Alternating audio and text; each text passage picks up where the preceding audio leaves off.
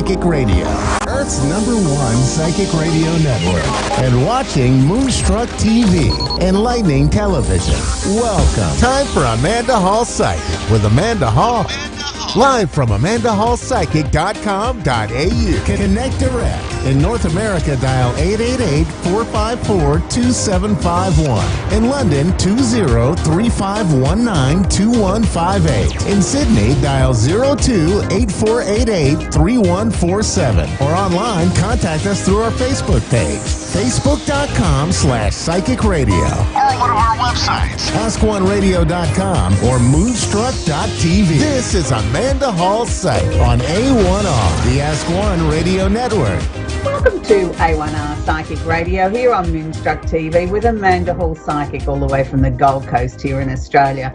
I hope whatever your week has brought for you, that it's brought some peace and maybe some tranquility into your lives in this maddening, sort of chaotic sort of world that we all seem to be living in around the world at the moment. Nobody seems to sort of feel like we're making any great progress, do we? We take 2 steps forward and about 3 backwards.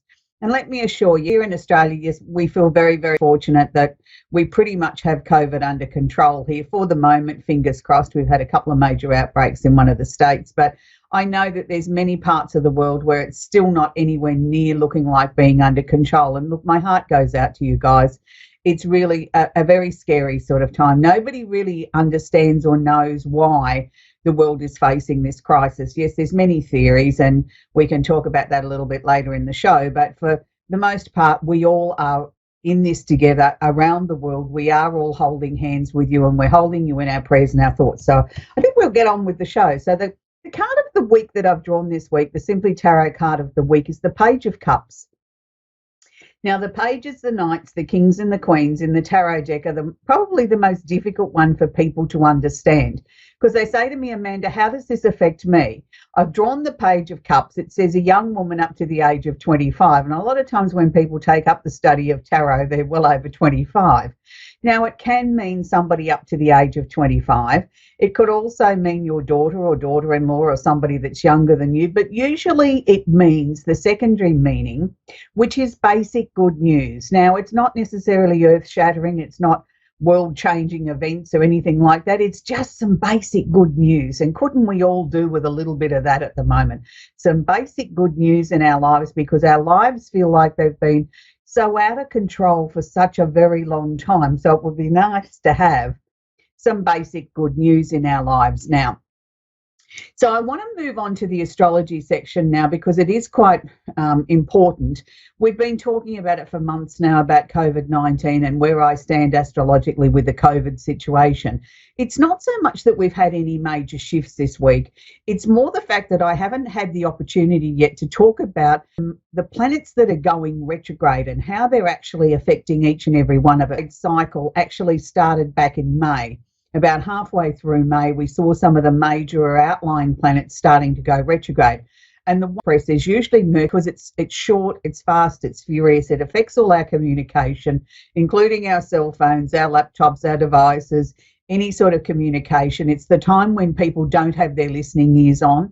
It's also the times when we only hear bits and pieces of the conversation because we're preoccupied and we're dealing with our own sort of stuff. It is a great time to spend some time by yourself and look at where your life's going and what you'd like. Now, I'm pleased to say Mercury retrograde will finish on approximately the 12th of July. Please allow a couple of days after that for the energy to sort of wind down and Mercury to get up speed to go direct again. Now, it's very, very interesting that the fact that Mercury retrograde this year is in Cancer. Now, anytime we've got a Mercury retrograde in Cancer, it means somebody's trying to pull the wool over our eyes, in my opinion. They're giving us the soft soap. They're giving us the most palatable version, or the one that they think that we're going to want to swallow the most.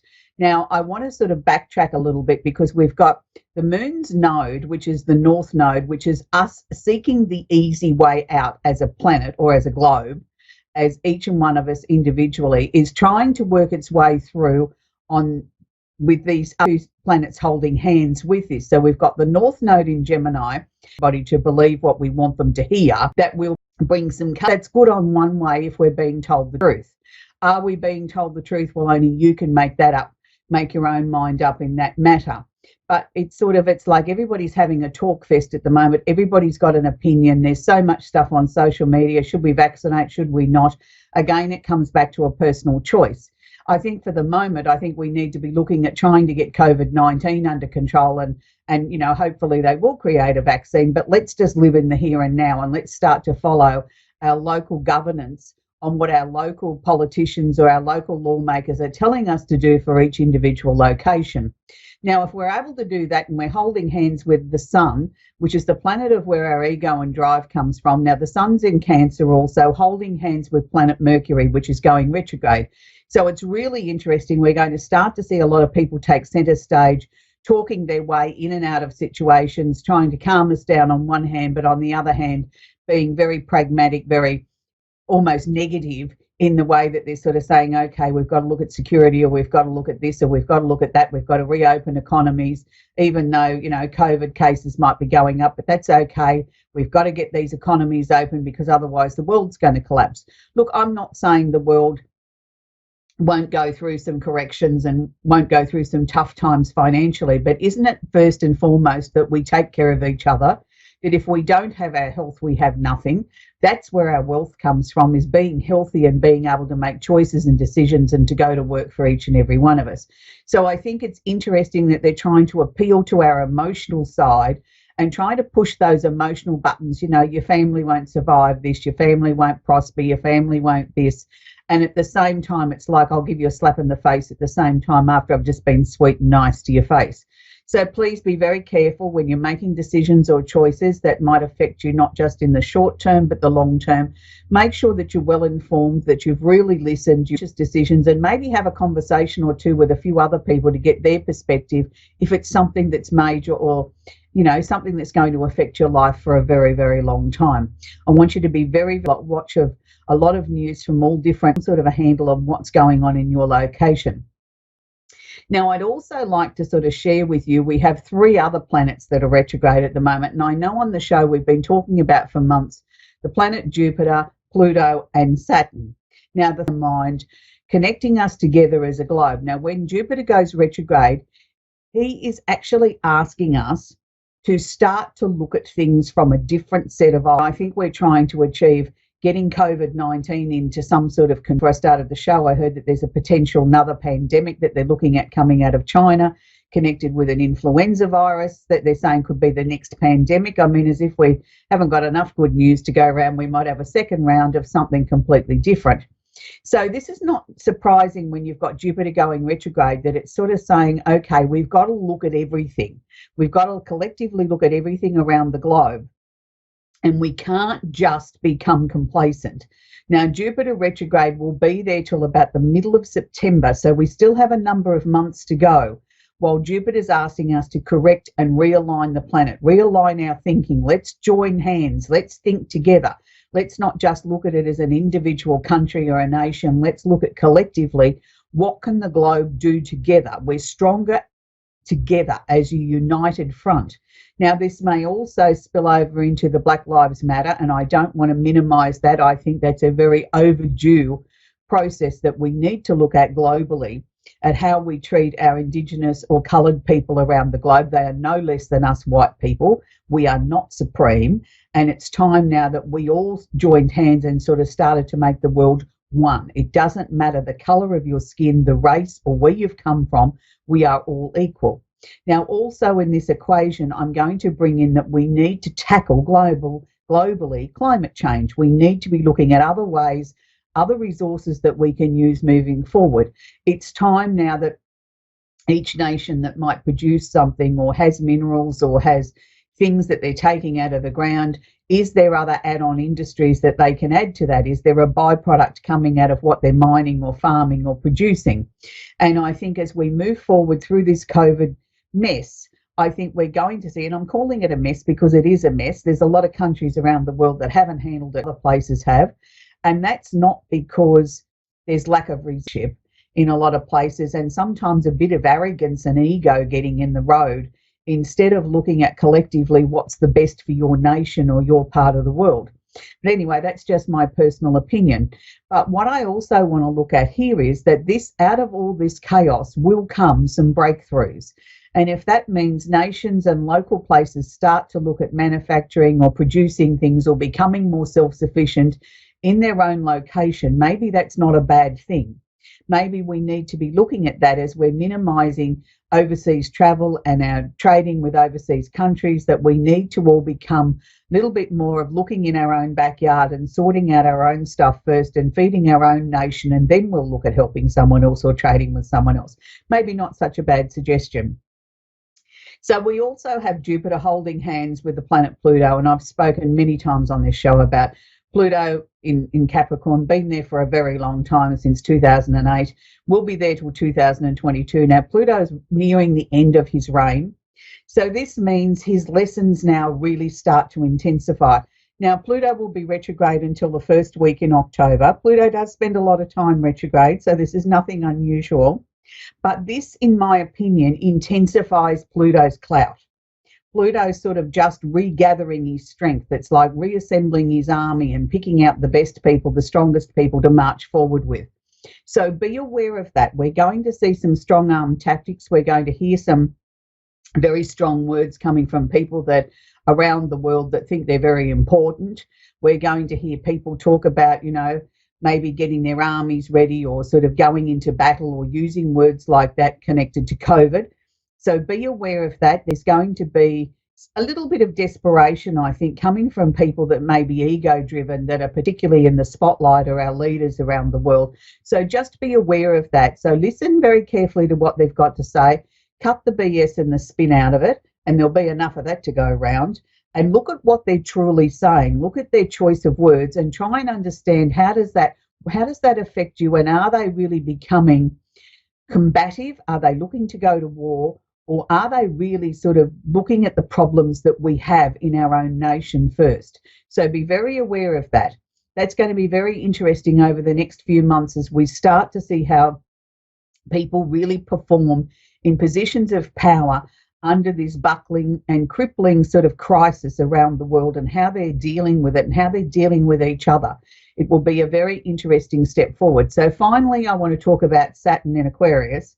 And we've been talking about Saturn's role in Aquarius, where he will sit there for 2.5 years. He's also going retrograde at the moment. So it's interesting with these three major planets together, holding hands together, all going retrograde. So this is where we're going to start to see maybe some chinks sort of teaches us lessons. Now, with the time of Saturn retrograde, which will be until the end of September, just be on a world stage some major breakthroughs with the COVID situation.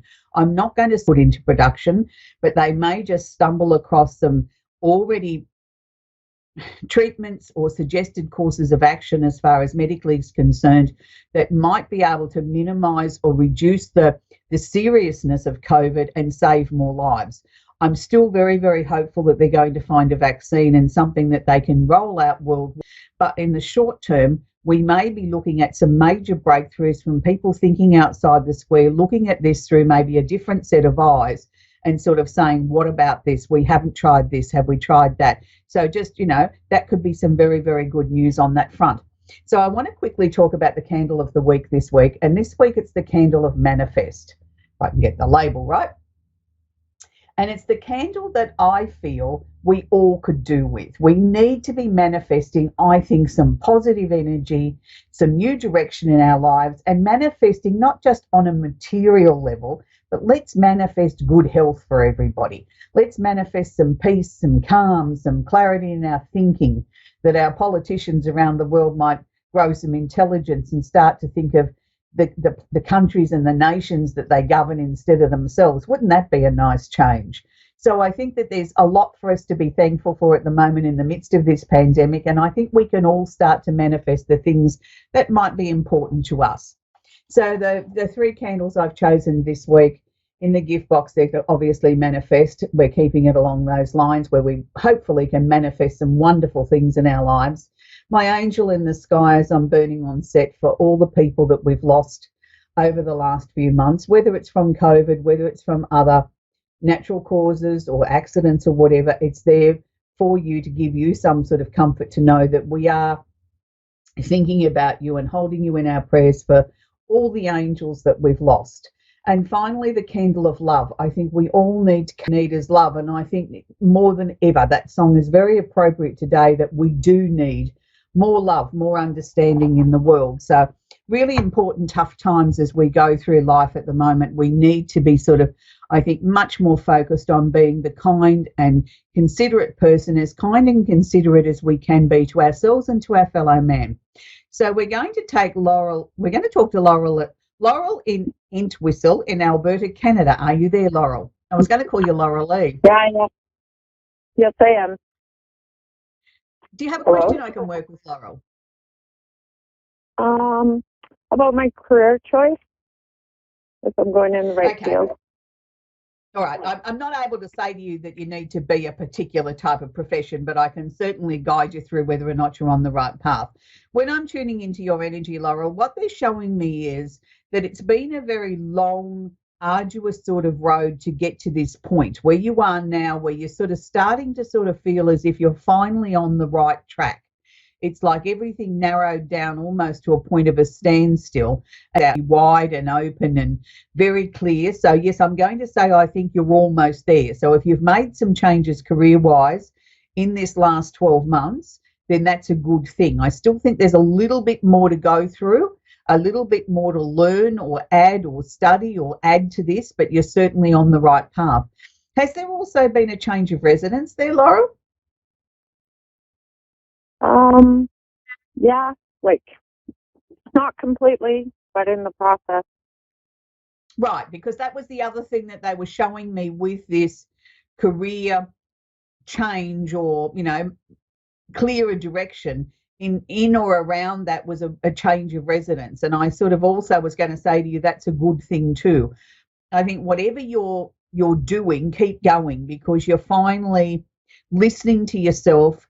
You're putting yourself first, but at the same time, you're still being considerate of everybody else around you that you needed to consider, but you're finally starting to follow your heart. And sometimes that's a difficult thing for us girls to do, Laurel, because we've got to wear so many different hats and please so many different people and be there for everyone that we sometimes forget about ourselves. So I'm pleased to say that you've got that into a balance as well. There's also, not often does someone come through from the other side in such on the show, but I'm getting a female from the other side who's handing me what looks like a bunch of daffodils. Now, I don't know how to tie that in with you. I did feel she was an older woman. Handing me a bunch of daffodils is not a regular sort of sign that they give me. Normally they'll give me a bunch of flowers or a bunch of roses, and if they're pink, I know they're for your birthday. If they're red, it's a love interest. But daffodils is one I haven't seen before in this context. But I want to go to your mother's side of the family and maybe a grandmother or a great-grandmother. Was there one there, and you may not have met her physically, but was there one there from family photos that was quite tiny? She wasn't very tall?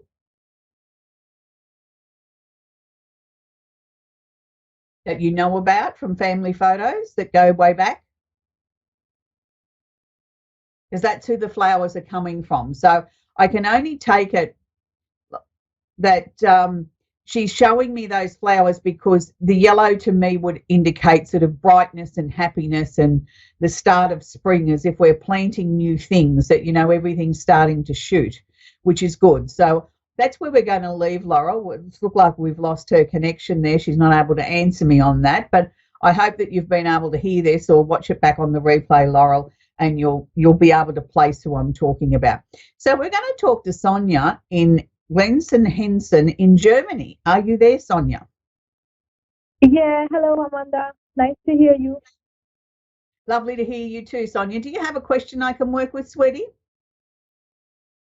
I would love to hear about my thoughts. All right.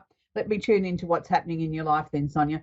So the first thing that they're sort of showing me, Sonia, were you in an area that wasn't quite as affected by COVID as sort of like 10 miles down the road? Were you sort of in a nice little pocket where it was reasonably safe?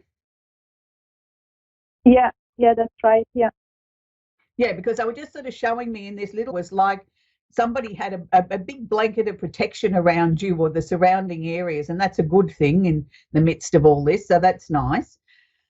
I'm going to say to you, I feel in the last 6 months, you've cleared a lot of clutter out of your mind. It's sort of like a lot of things that you were hanging on to that you thought were important. You've now sort of put them into their perspective places. You've let go of some things and you're now sort of looking at, I've got a much more pared back, slimline, purposeful sort of direction that I feel I'm going in.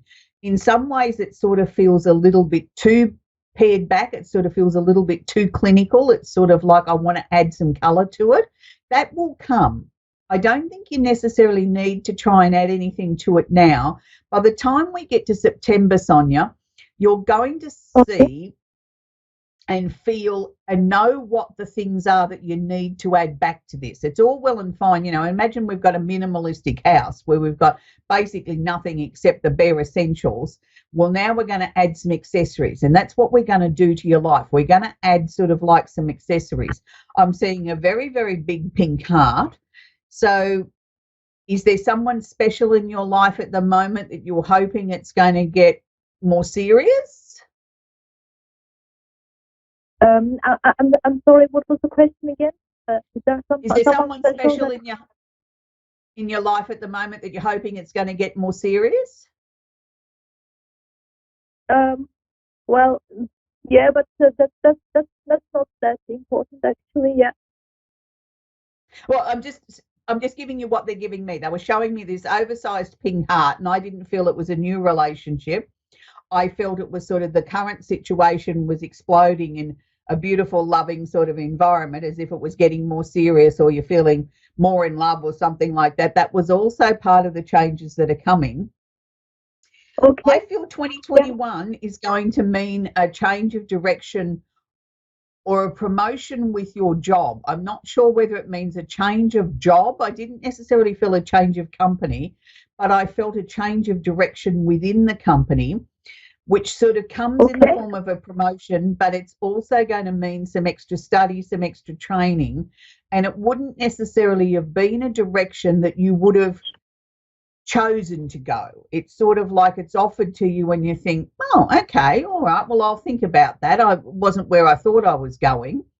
So just have an open mind with that, because I feel that there's lots of opportunities, lots of things that are coming towards you that you need to be aware of. They know, because you don't at least give it some thought. Look at it and think about it and say then yes or no. But I feel the next 6 to 12 months for you, Sona, are going to be a time when you need to be able to think on your feet. When things come towards you, you're not going to have the luxury of months or weeks to think about something to make a decision. You've literally got 24 hours. And you've got to have to go with what your gut tells you. What does it feel right? Does it not feel right? And then put logic into it. And then that way you won't make a mistake. But there's certainly sort of, it's literally like somebody from above put a big blanket around you and protected you from what's been going on with this COVID thing. And I feel that will continue to be. It's sort of like, it's almost as if I'm not saying do anything silly, but I'm just saying it's like you're being protected on many levels at the moment. So be very thankful for that. And don't forget to say thank you to whoever you believe in for them protecting you and looking after you, because they certainly have been. And, and I think there's a number of people on the other side that have been there sort of like standing shoulder to shoulder to make sure nothing could penetrate you or derail your life. So that's good. But overall, I think you've got an amazing future ahead of you, and I think you just need to keep going on the path that you're on, because you're certainly listening and behaving and reacting to the signals that are coming from the other side and from your higher self. And that's the best that we can ask of ourselves, Sona. So if we're really in tune with where we should be, that's good, and that's what you are. Okay, thank you. Thank you very much. You're very, very welcome.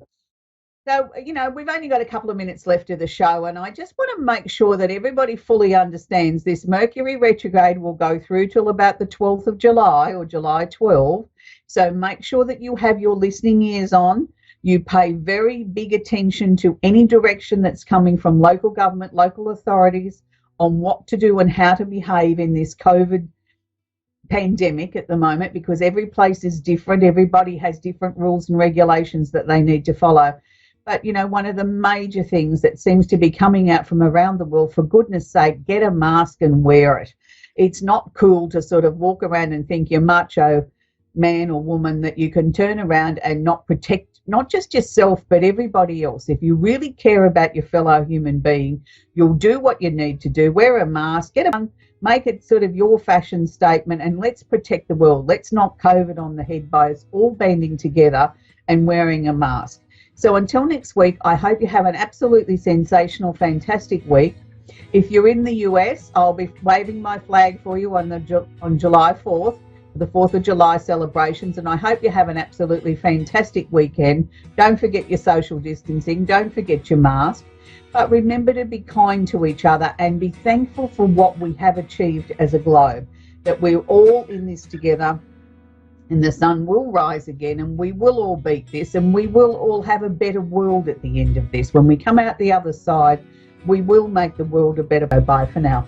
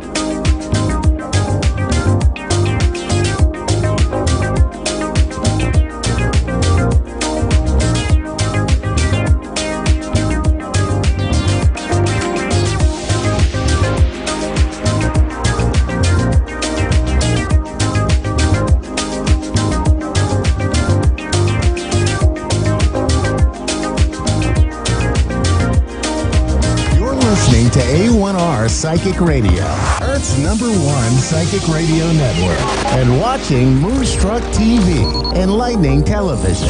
Welcome. Time for Psychic Paths with Suzanne Marie.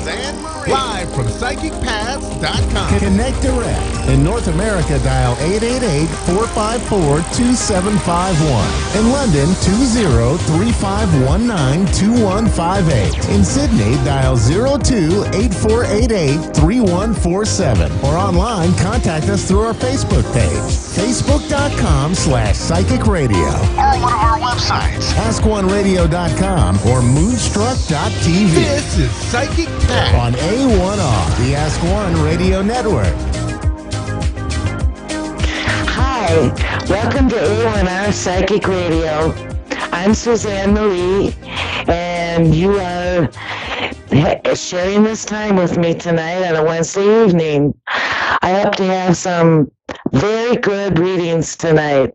I am totally excited for this, so I hope you all are excited for tonight's show. I wanted to express that I am a clairvoyant, and I see the past, present, and future. And also, I'm a light trance medium. And I am available for private readings. You can catch me on Facebook at Psychic Pass, or you can contact me or message me on my website, psychicpass.com. And also, I'd like to have a shout out to my sponsor, Chris Roman, and he can be found at Psychology Today. So, I hope everyone is having a great summer. It's July 1st, and I hope everyone is enjoying picnics and pool and beach and all that good stuff.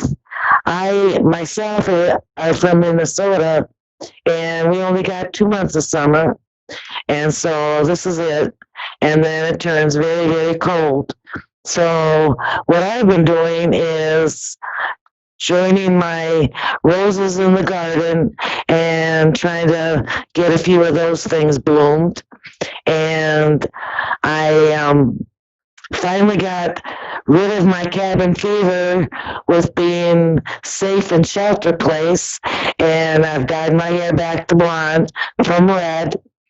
And my granddaughter said she likes the pink look I've chosen.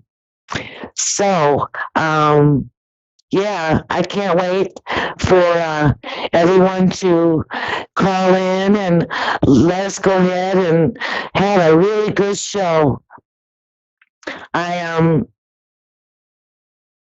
I can be found on Facebook, like I said before, and if anyone has any thoughts on how I can make my page better on Psychic Pass, I'd like your input. So please message me any of your thoughts and any of your comments as to what's going on with my show and what I can do better for the fan page. And thank you to A1R Psychic Radio for giving me this opportunity to share this afternoon with you guys. And I hope that someone can call in and ask me anything, past, present, or future. I see in color, and I see as in video, in spirit, and yeah. So, yes, and also comment on my page because I want to know what everyone is doing for this summer. I'm sure that everyone is having fun and hopefully staying cool.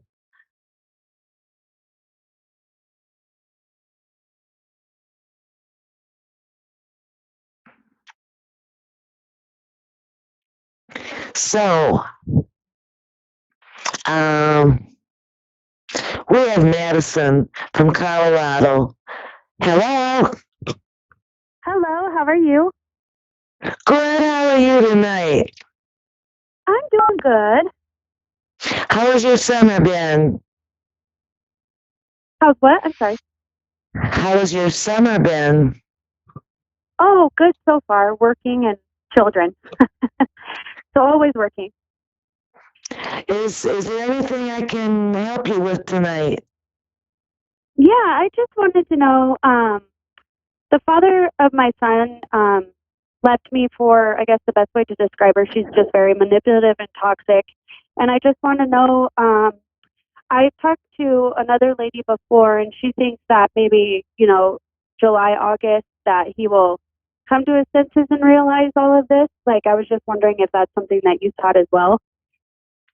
Okay, let me find out, okay? Okay. Let me take a look.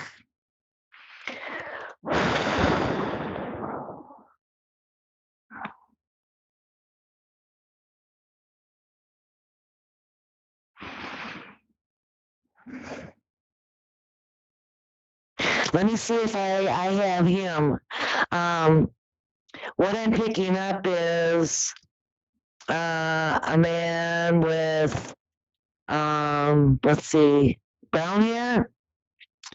Yep. Does he have brown hair? And not fat, not thin, just average. Yeah. And does he worry a lot? Does he like to what do you call it, overthink? Yeah, depending on the situation. Yeah. Okay, you know him well. From this gentleman that I see, he doesn't get angry, but he will pout. But he what? I'm You sorry. know, he will pout. Yeah. There's a pout in him. Okay.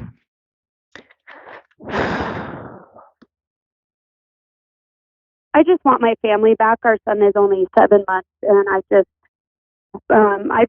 dated a few other people, and he's just has my heart, just my soulmate, and I just want him to wake up to what everyone else sees that she is, and for him to see it as well, and come home. I'm seeing that right now he's very frustrated and very troubled. And I'm getting that it is his situation right now. The only problem I see, or feel too, from the situation is how does he backtrack his behavior with you? How is his behavior with me like right now? Yes. He's mean to me right now. Because I see that he's still blaming you for whatever he's going through inside himself. And I see that if he wanted to go back with you, he doesn't see how to make that happen. So he does want to Yes. come back. He just doesn't know how.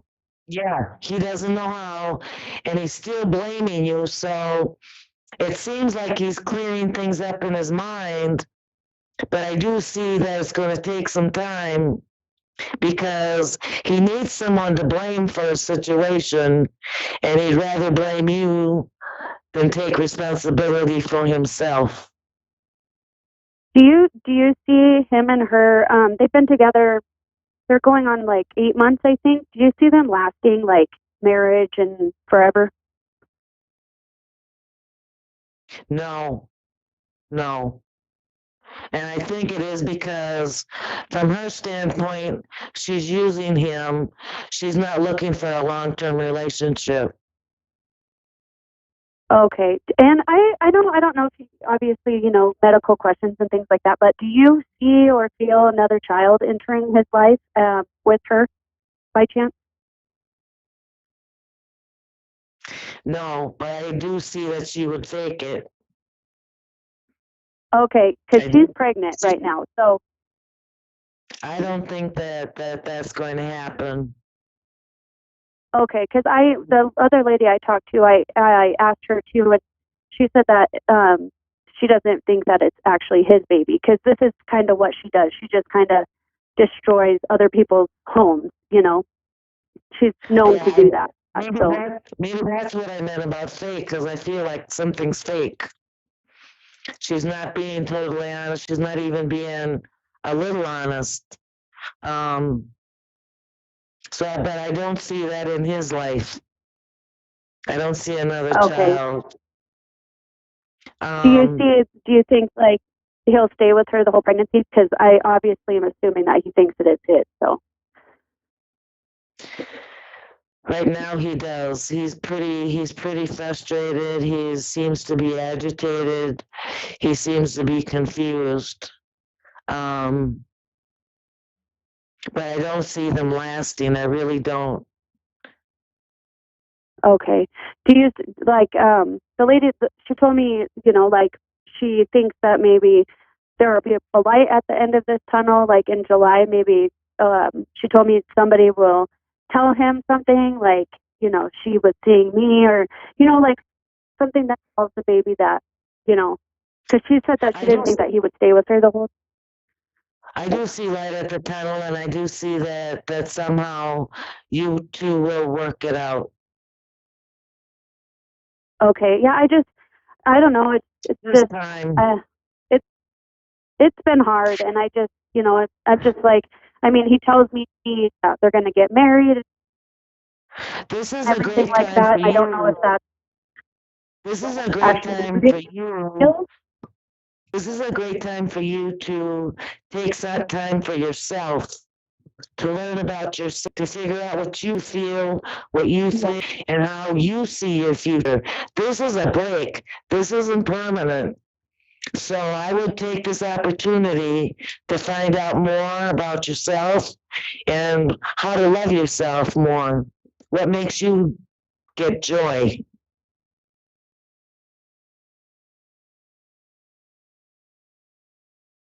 Okay? Yeah, trying to do that. I just, it sometimes gets it just gets to me sometimes because I want him to come back to where he's supposed to be with her. So I just didn't know if that's live with us or if they. It's going to take time, but I'm sure that everything will work out. And I want you to be good to yourself and patient with yourself with this. And I I don't know what else to say, but thank you for calling. Well, thank you so much. Thank you. Hello? Hello. Hi. Hi. How are you? I'm okay. How are you tonight? I'm good. Are you having a good summer, Susan?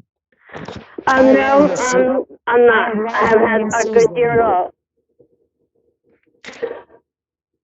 Excuse me? I haven't had a good year or summer. I know it's just since December 29th. My life has just been hell.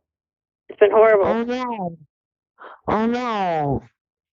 Yeah. How can I help you tonight? Excuse me. I have a bad connection with you. How can I help you tonight?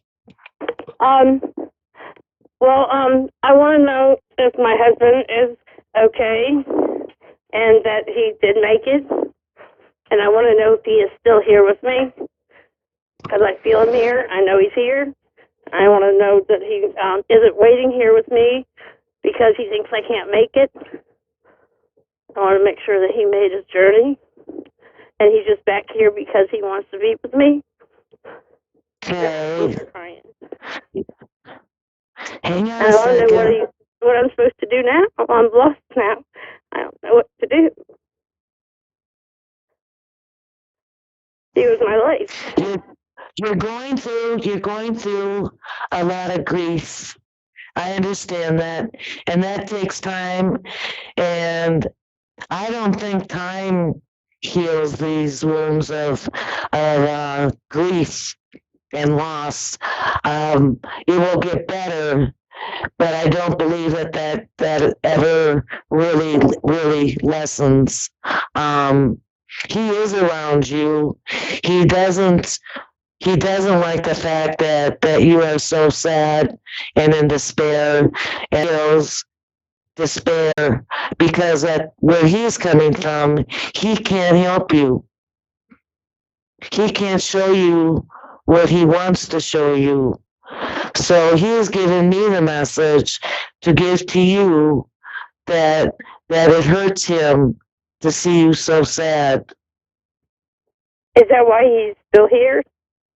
Yes. He did go to heaven, right? He did make the. Yes. He's not staying here and not going. No. I mean, I'm not keeping him from going on.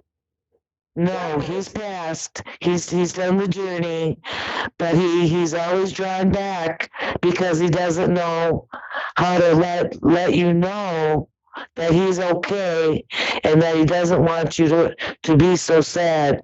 Sad is normal, but he doesn't know how to comfort you from where he is. Well, he's in my dreams all the time. He was in my dreams for 2 months. I slept for 2 months. And when I would wake up and get something to eat and go back to sleep, my dream would continue. And it kept going for 2 months. So I was alive when I was asleep, but I was in somebody else's body when I was awake. Does that make sense?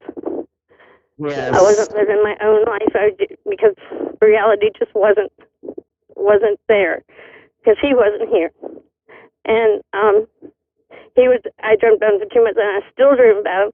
And I know he's come to me, and I think he's told me that it's okay to move on, to find somebody else. But I don't know if I ever will. But and he's supposed to find out something for me, and I want to know if he's supposed to find out some information from my dad, just something trivial, but he's supposed to tell me somehow. Okay, hang on.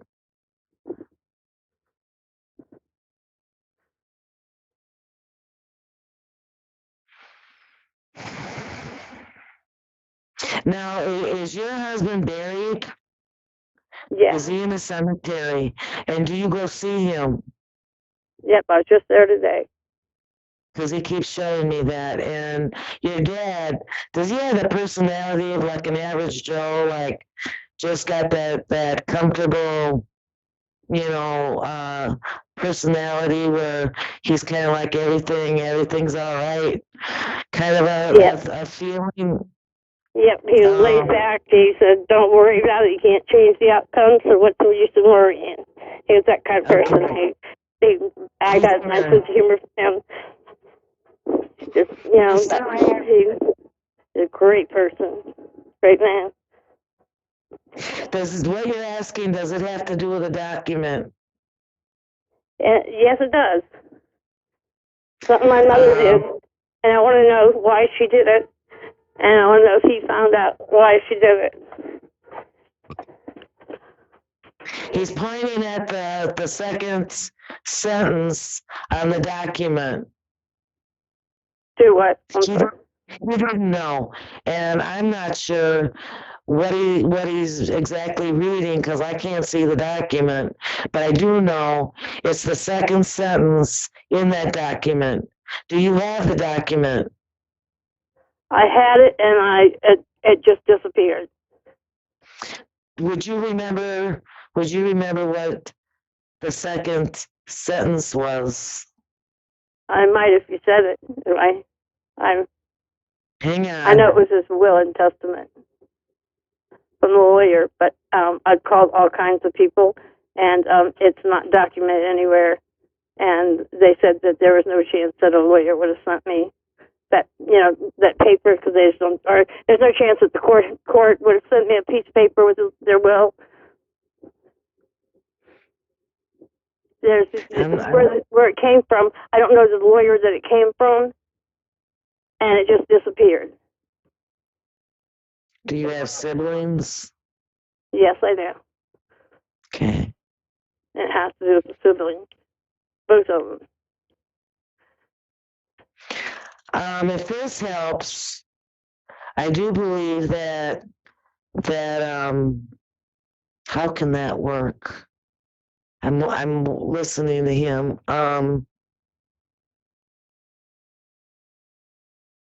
He's telling me that you need to call somebody who's got dark hair. Has what color? Dark hair, yeah. Black hair? Yes. Hmm. He's saying that this will go through. Whatever that document will go through. But the way to get it started is to talk to that dark-haired lady. And he's showing me like a phone, and he's like, she needs to make the phone call. And then he feels frustrated. And I'm just trying to not frustrate him because I do believe that things will work out with this document. Hang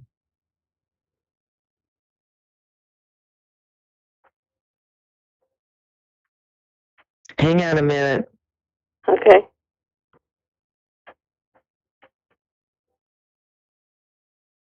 You can't be the only one with the copy, because I picture somebody has it in their desk, whatever that is in their house. Did I have what? You're breaking up. You're not the only one with the document. Right. But somebody had it changed before my mom passed. Somebody conned my mom into changing it. Well, your dad said to call the lady with the dark hair, and that there's a document somewhere in somebody's home office or someplace where someone keeps their paperwork, that there is a copy of what you had, which is what you need. Yeah, I've called around everywhere, and I have no idea where. I don't know who had dark hair that. Hang on.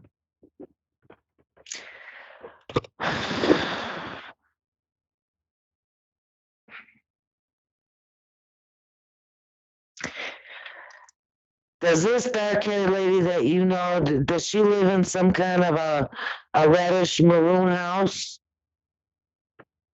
I don't know anybody with a lady with black hair.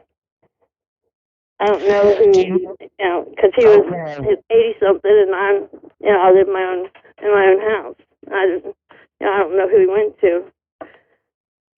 I think that the bottom line here is it's going to work out in your favor. That is going to work out in your favor, and I don't think that you will have to wait long.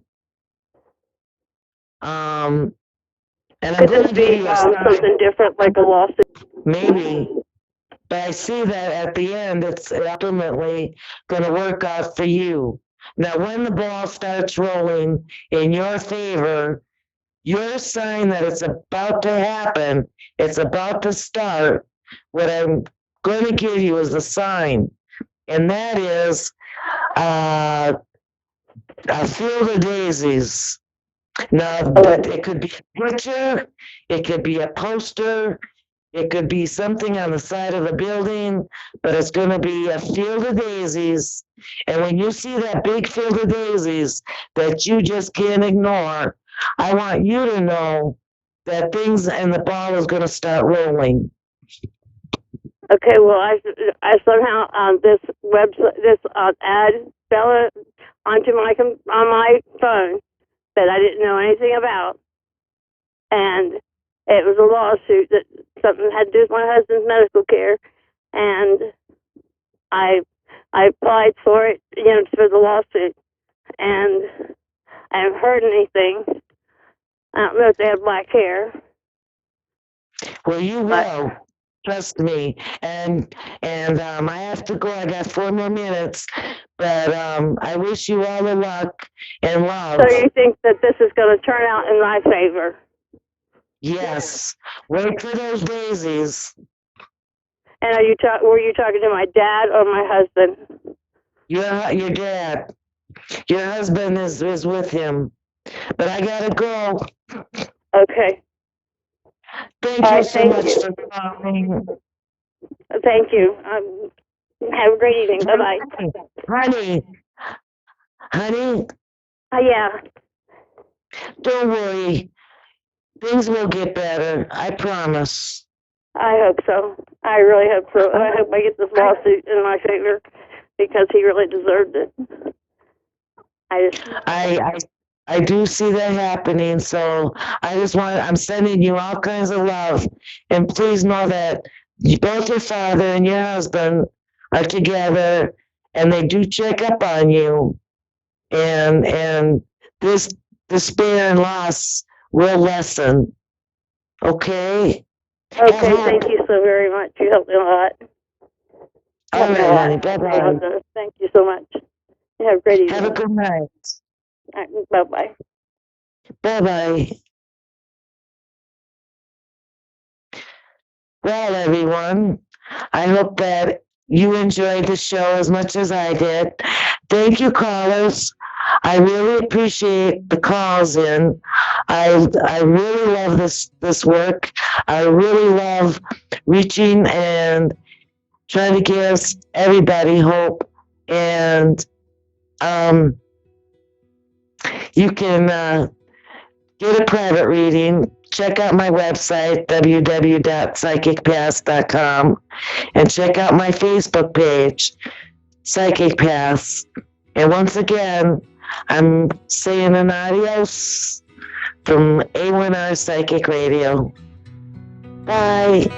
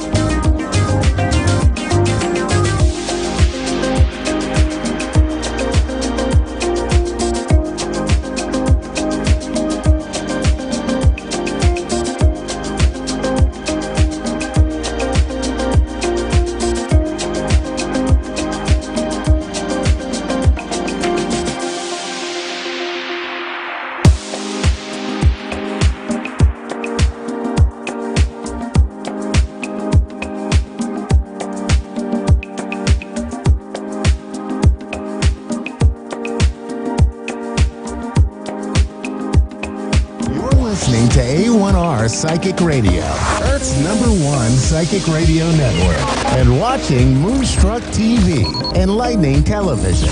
Welcome. Time for New York City Celebrity Psychic with Perry Lyons.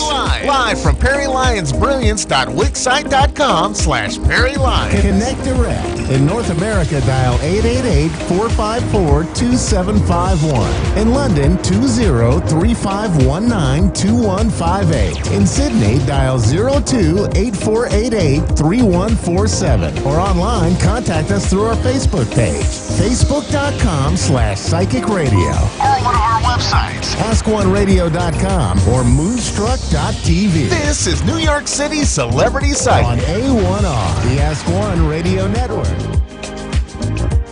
Hello, my cherished ducklings.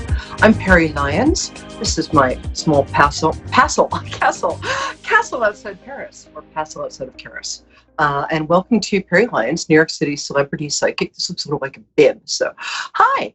And I'm hoping people will call in today and with their most pressing questions, and that we can work together to both create a better world filled with equality, life, light, justice, and also that I can get the number of your children right and give you a really, really spot-on answer, which so far, I got to say, been our track record.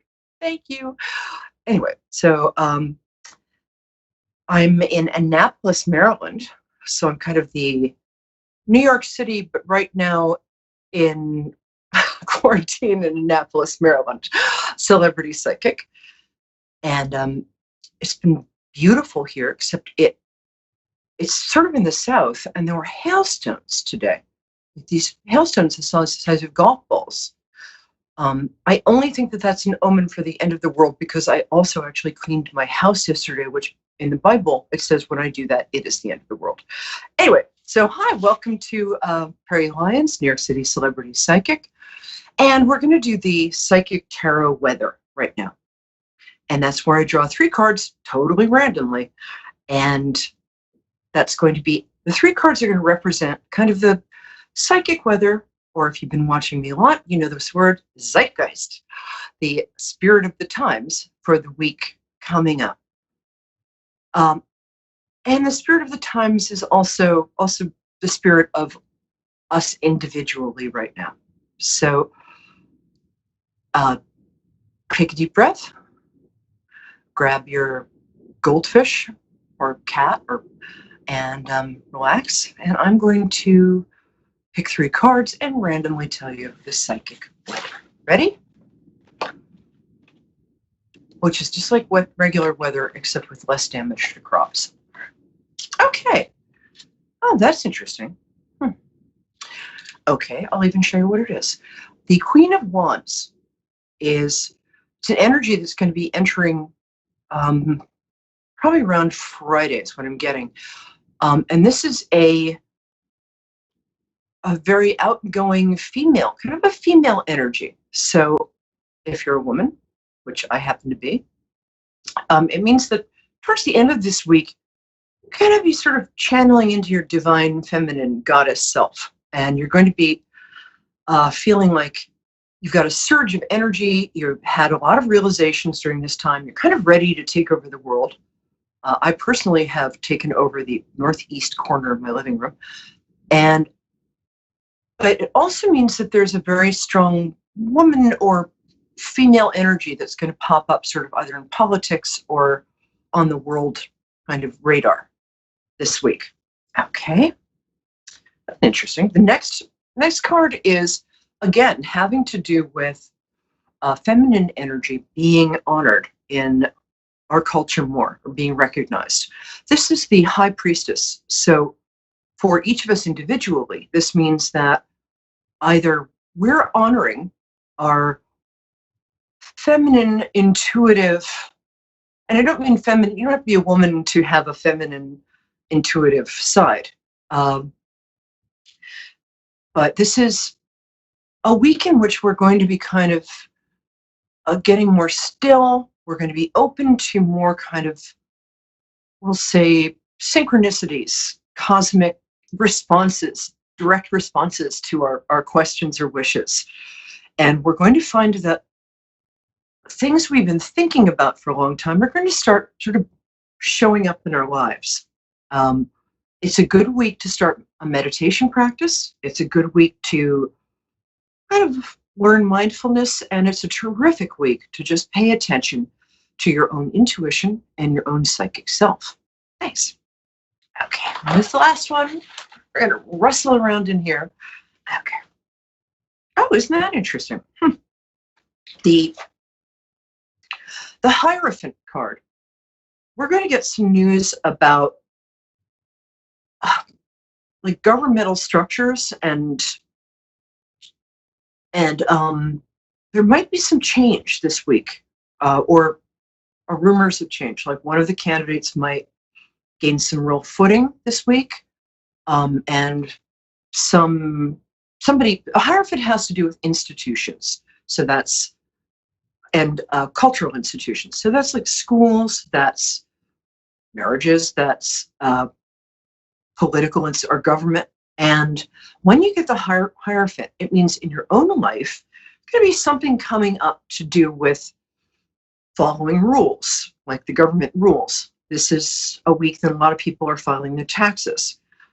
It also has to do with like church, anything that's an institution that's kind of has rules, that's a little bigger than we are, and that we kind of have to pay attention to. So you might be thinking about school for your kids coming up in September, or I think this has a lot to do with like registering to vote and paying taxes. Sorry about that. That's not very exciting, but it's good. And this also has to do with in your own life. It's a good time to really think of yourself, take back your power. Think of yourself as being the person with power in your own life. It's a good time to set up a structure or plans for the next month. And it's a good time to sort of think about what habits you want to cultivate in order to have the life you want to have. So there we go. And while I'm waiting for our first caller to sort of get her pizza and get her jammies and get set up, this past 3 months has been a season in which there have been a lot of eclipses. Now, I didn't used to believe, we got Alicia in Charleston, South Carolina. Hi, Alicia. I'm just going to finish the sentence. And Charleston, it's so funny. I was just looking at tickets to Charleston. So maybe I'll come visit you. I was about to say that, wait a minute. You know what? I have no idea what I was about to say, and I'd rather talk to Alicia. Is it Alicia or Alicia, dear? Hi, welcome. Dear, you there? Oh, I'm here. Oh, good. Nice to meet you. So I like to connect with Nice people. to meet you. Thank you. Through their birthdays. So if you can tell me what day your birthday is, that'd be great. January 27, 84. Oh, cool. So 84. Oh, you're Year of the Tiger. Just barely. And an Aquarius. We love that. And do you pronounce your name Alicia or Alicia? Can you say that again? Sure. Do you pronounce your name Alicia or Alicia? Alicia, Alicia. Yeah. That's pretty nice. Okay. This feels to me like we kind of have two questions. Let's see what we can get done for you today. If you have a work and a love question, which one would you like to start off with?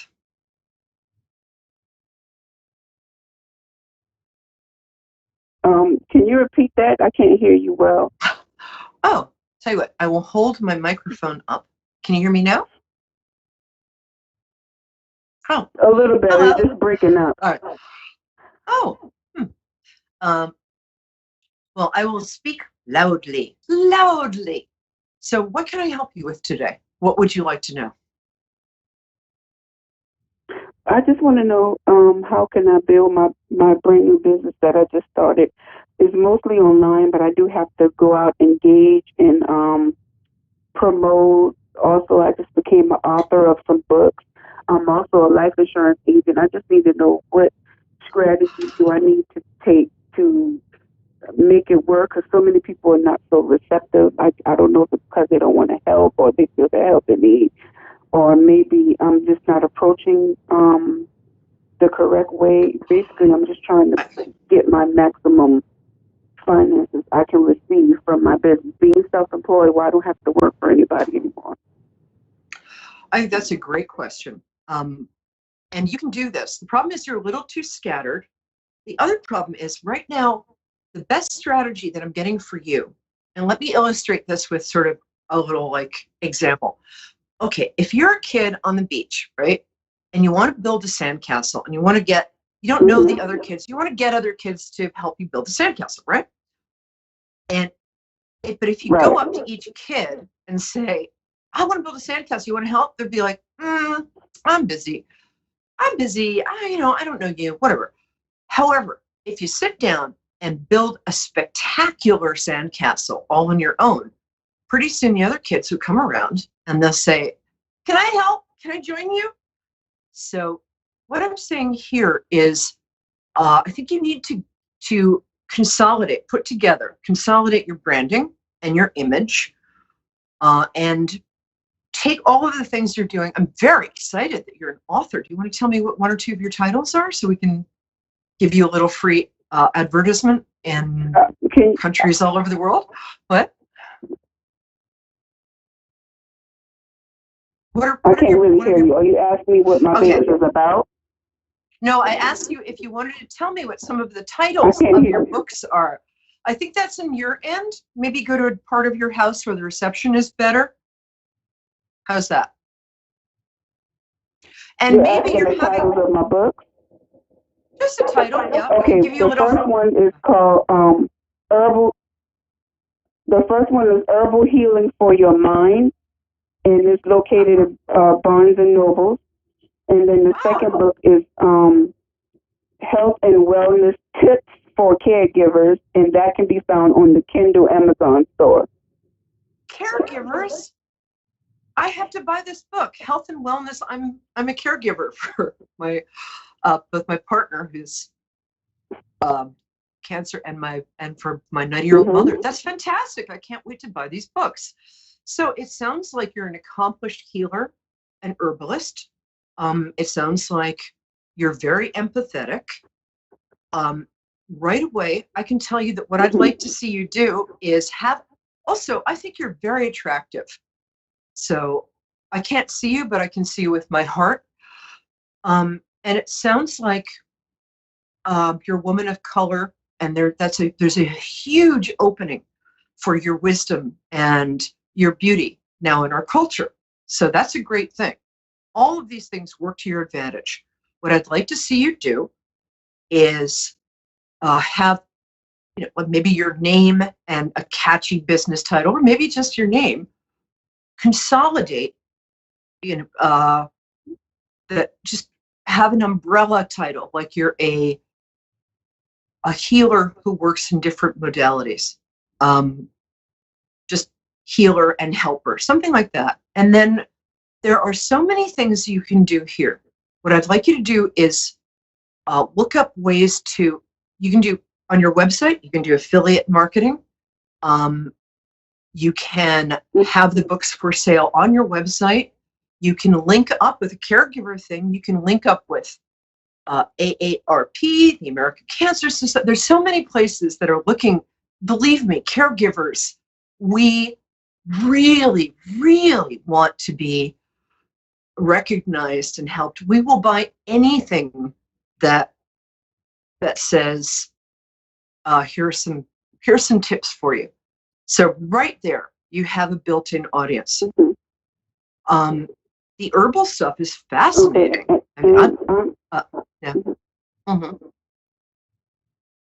There are also grants. If you go online,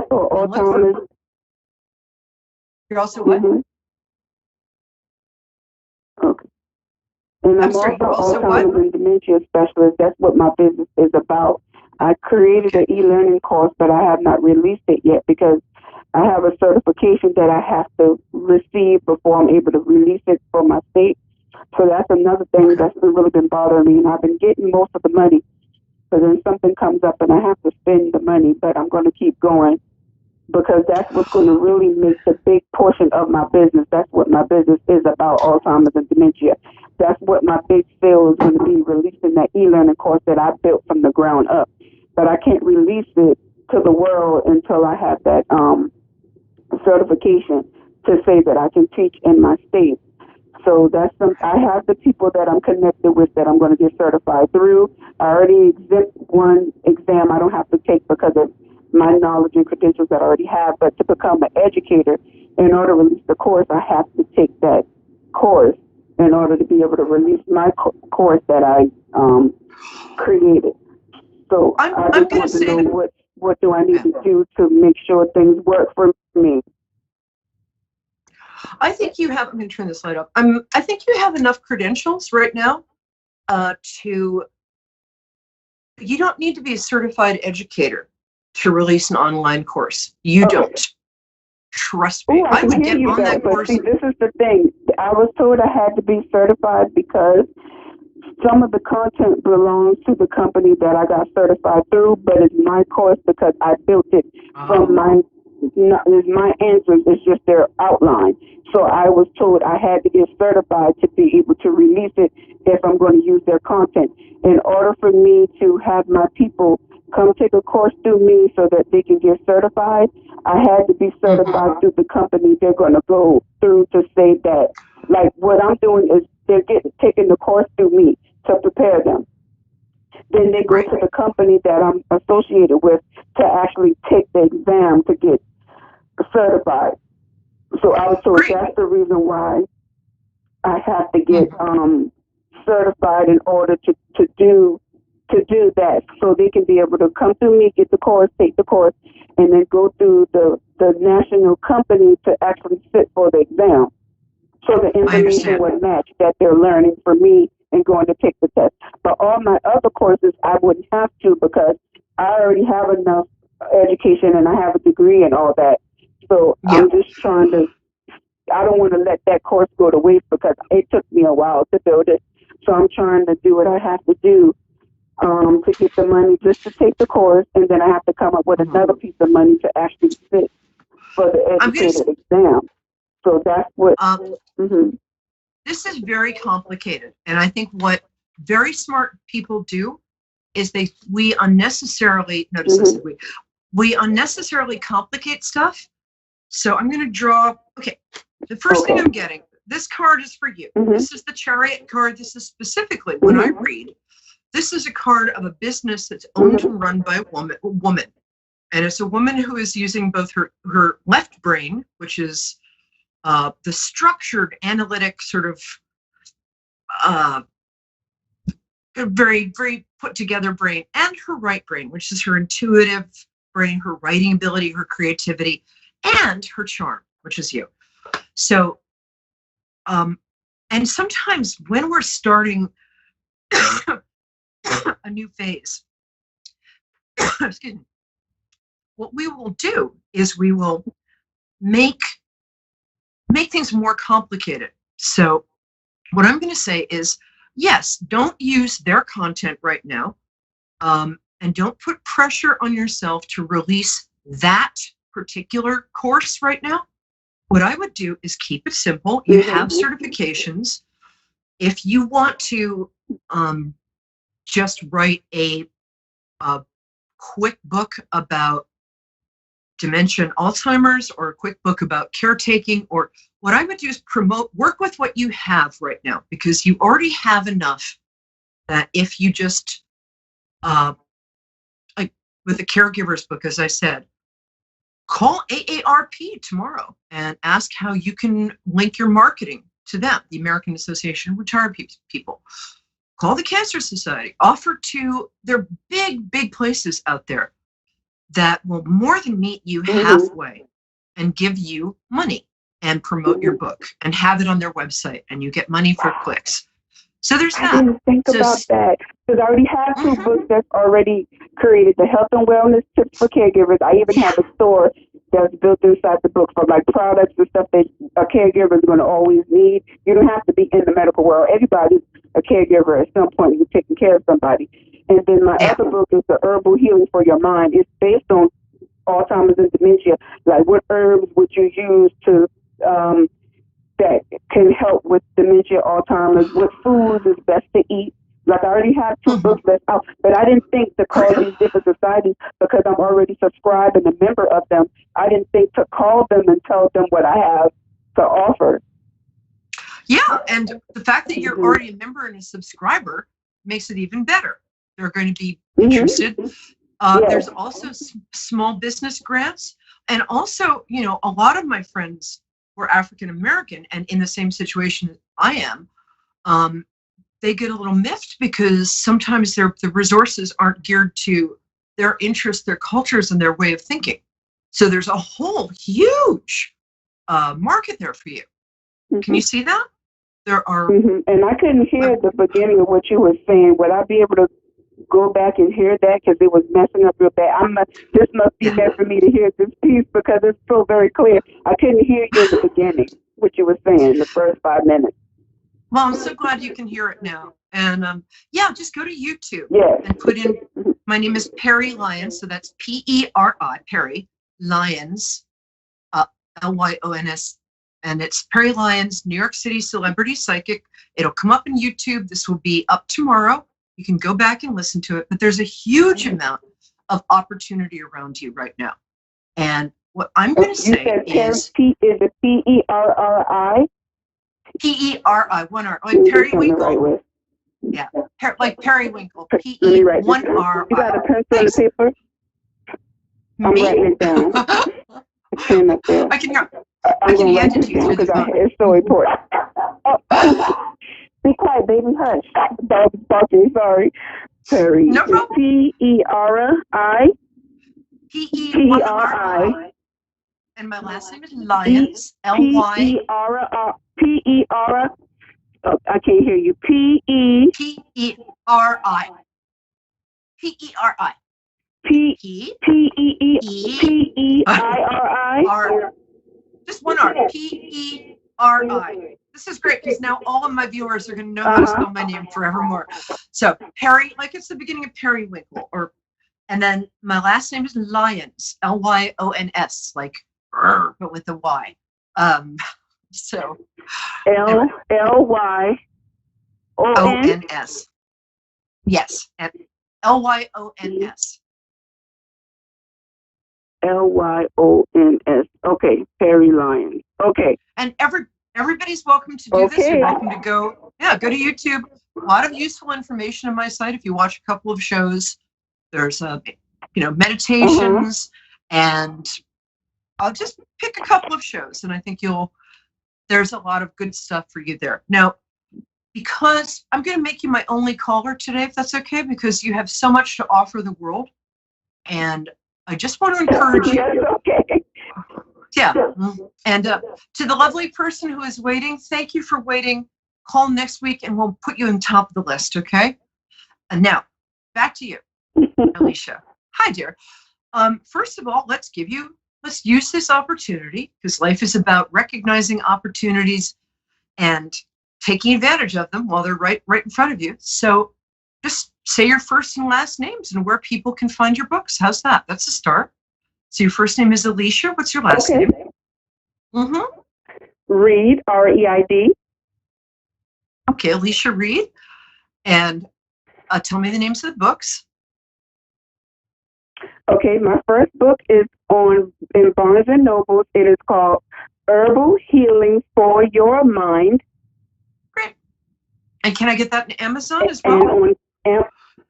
Yes, on Kindle, that book is just on Barnes & Noble. I haven't uploaded to Amazon yet, but my other book is on Amazon Kindle, and it is called Health and Wellness Tips for Caregivers.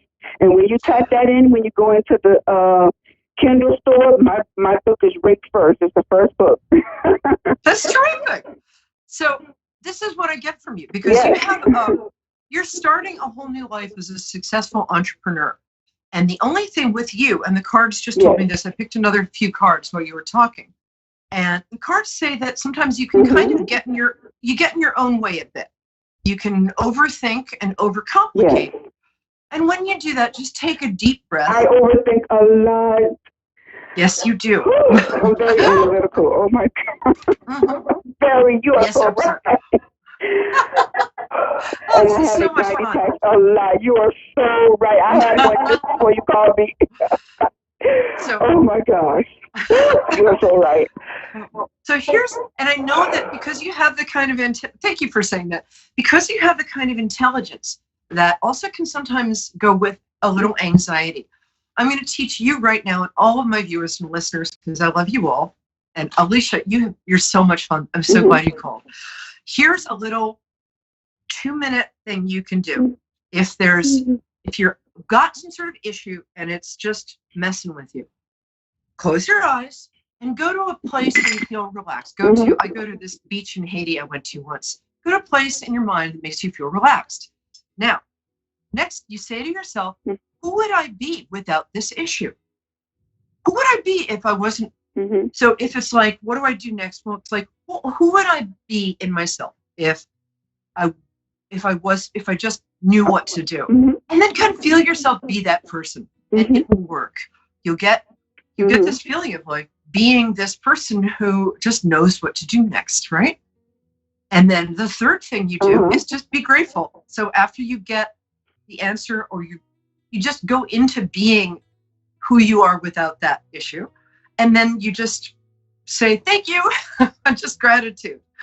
And so that three-step process is going to be really useful for you. So here's my advice for you. Try not to overthink. Let yourself be as successful as you're going to be.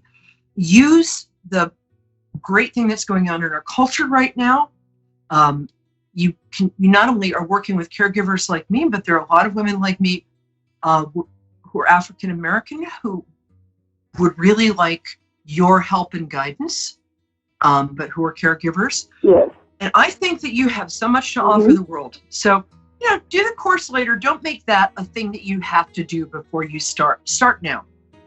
It's never going to be the right time to start. It's always the right time to start. I have products that I built, like planners, and I have a lot of prayers for caregivers when they're struggling, going through a hard time.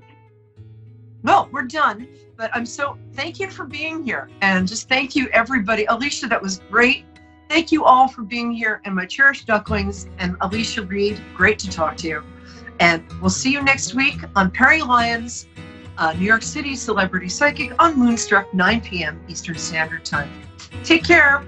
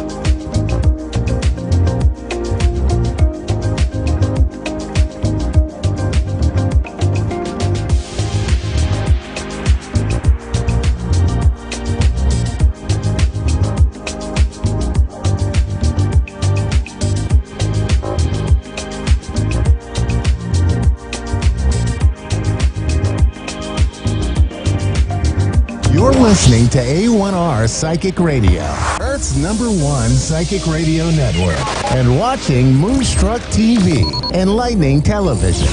Welcome. Time for Gemma's Spirit World with Gemma. Live from GemmaSpiritWorld.com. Connect direct. In North America, dial 888-454-2751. In London, 20-3519-2158. In Sydney, dial 02-8488-3147. Or online, contact us through our Facebook page, facebook.com/psychic radio. Or one of our websites, askoneradio.com or moonstruck.tv. This is Gemma's Spirit World on A1R, the Ask One Radio Network. Good evening, everyone. I'm Gemma, your host tonight. How are we all doing? Wow, the second the July. Can you believe that we are in July? Oh gosh, it's 6 months has already gone so quickly. And gosh, I just cannot believe it. So this week has been crazy busy for myself. School holidays here in Australia. So second week I've had my boys and my energy has been high, like up here. And I noticed that, we're always on the go. We're always doing something new, getting outside and trying new things and just spending quality time. And I just know that, spending quality time with family or friends really lifts up your vibration. And it really, it's what brings joy into my life is spending time with loved ones. And yeah, as of today, I just feel like I'm on a low, but that's, I guess because, you can't always be on such a high every day because it does take a lot of your energy. And I know that resetting your energy, resetting the body, is so important that, after, weeks of, working so hard or spending time with family and looking after the kids, it takes a lot of your energy out. And today I've just been really taking it easy and listening to my body, listening to myself, what best does my body need at the moment. And I've spent a few hours just sleeping, just really resting my body, resting my mind, and going outside in the sunlight. That's another thing that I do like to do, and I know that I do say a lot of that, but it really resets, recharges my batteries. So it's look at things that really reset your energy. It maybe meditation and or going for a jog, or it could be just going down by the water or reading a book that you haven't read for a while, something that's not going to take a lot of energy, mental energy. I find that mental energy, mentally is more exhausting than physically. So yeah, just to really listen to your feelings, listen to your body is really important. It's just, it can let you know how to reset your energy the best way, so you can always feel like you got some kind of balance in your life. So yeah, so that's my week. It's been up and down, but it's been a lot of fun as well. So I return back to work tomorrow. I work Fridays and Saturdays. So I find that towards the end of the week, my energy does go down, but I'm trying, that's when I need to bring my energy up and, take time out to, what's best for myself.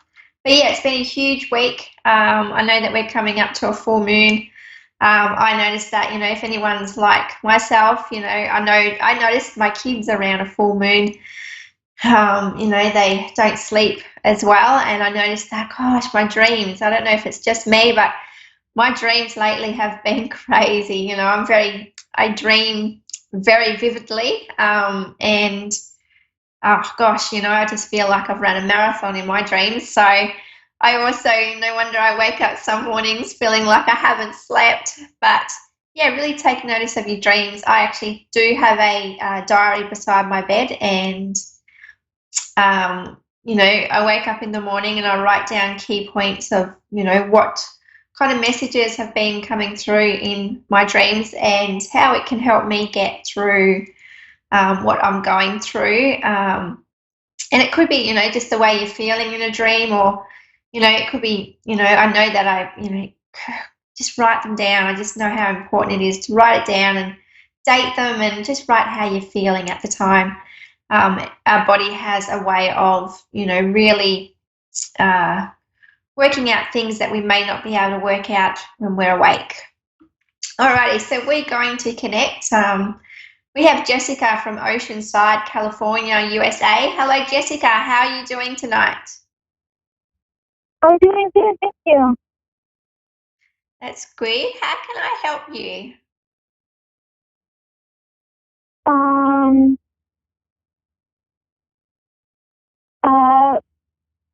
I don't really know how this works, I found this through a messenger app. So, Yep. So I can, connect you up with a loved one, or I can bring through guidance, whether it's something to do with career, love, or family, or just in general. But at the moment, while I talk to you, I actually see lots of flowers around you. Do you have a birthday coming up or some kind of celebration coming up, or lots of pink flowers around you at the moment? I'm sorry, what was that? I see lots of flowers around you at the moment, lots of pink flowers. Do you have a birthday coming up, or do you have some kind of celebration or anniversary that's coming up your way? Because I have lots of pink flowers around you at the moment. Yeah, my niece's birthday's coming up. Matter of fact, July 6th. Yeah, so you have that birthday coming up. So your niece, did you say? Yeah, so I just see that just see that you have a celebration coming up. Also, what areas in your life would you like me to look into? Let me just see. Oh, you just got lots of flowers around you. Do you take joy in planting flowers? Do you have sunflower? I've got sunflowers around you at the moment now. So when I see sunflowers, it lets me know that, you're a happy person. You love to you go out of your way to make people smile. How else can I help you tonight? I'm just basically, I have images that come in front of me as I talk to you, and I just talk what I see as I connect to your energy.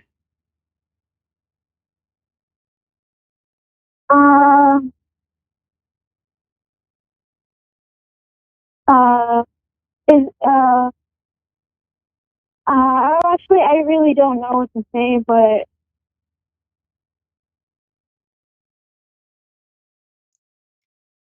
Okay, let me just see what else. Are you a little bit unsure? he kind of Okay. speeches. I wasn't expecting that. Okay, what were you expecting? You talk to me. I don't know what questions to ask. Okay, so what else I've got coming through? I'll let you know what I can see from my end. Do you work in some kind of cafe? Because I keep hearing the word cafe. Sorry, what did you say? Something about cafe? Yep. Did you say you work in a cafe? Am I at a cafe? Yeah, do you work in a cafe, like a restaurant, cafe? Yes, I have. Yeah, because I see that you enjoy what you do. You surround yourself. You enjoy your work, but you surround yourself with people. You're the kind of person that, enjoys people. You're a people person. You've got this beautiful smile and you really light up the room, is what I'm seeing around you. You get enjoyment by you've got all these what am I trying to say here? What else am I seeing? I keep seeing the number 9 around you. Have you got any 9s in your life? Any birthdays on the 9th? Does the number 9 represent anything to you in your life? No. September. No, okay, so I've got number 9. Let me see what else I've got coming through for you.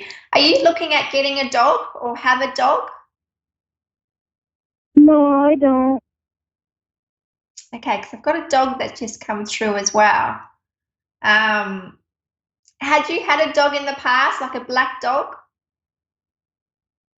Yes, I've had a dog. One dog. Yep, so I had that. I've got a black dog coming through. Let me see what else I've got coming through. You're planning on going on a holiday soon, or going more like a getaway, from whether it's, to see somebody that you haven't seen in a long time. I see you traveling. Are you planning on going away soon to connect up with a loved one that you haven't seen for a while? Not recently, no.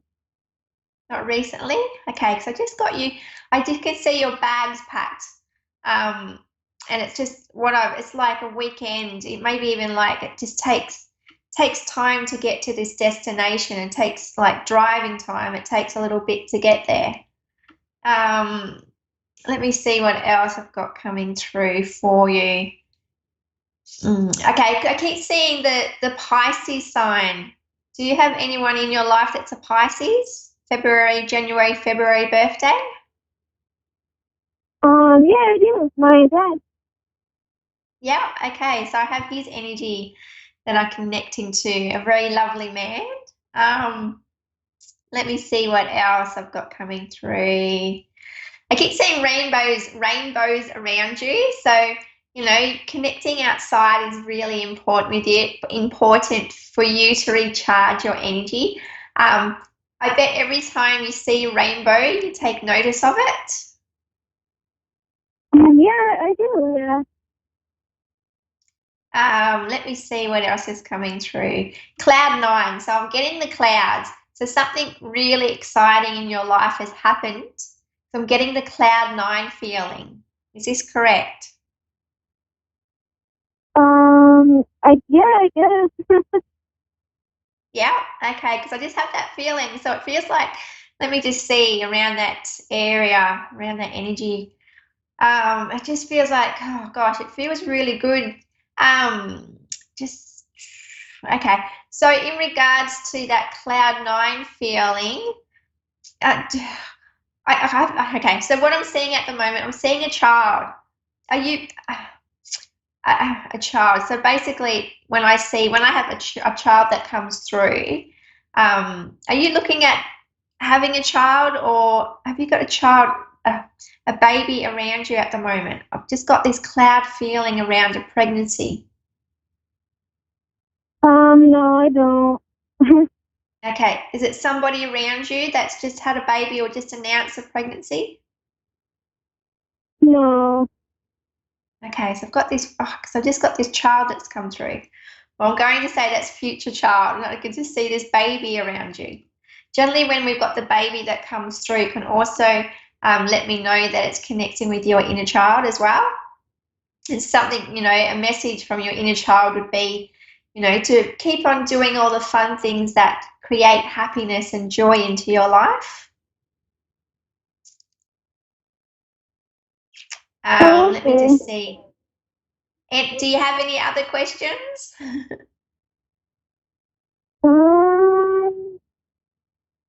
I think I'm fine. Thank you. That's okay. Well, you enjoy your night. Thank you. You too. Bye-bye. Okay, bye, Jessica.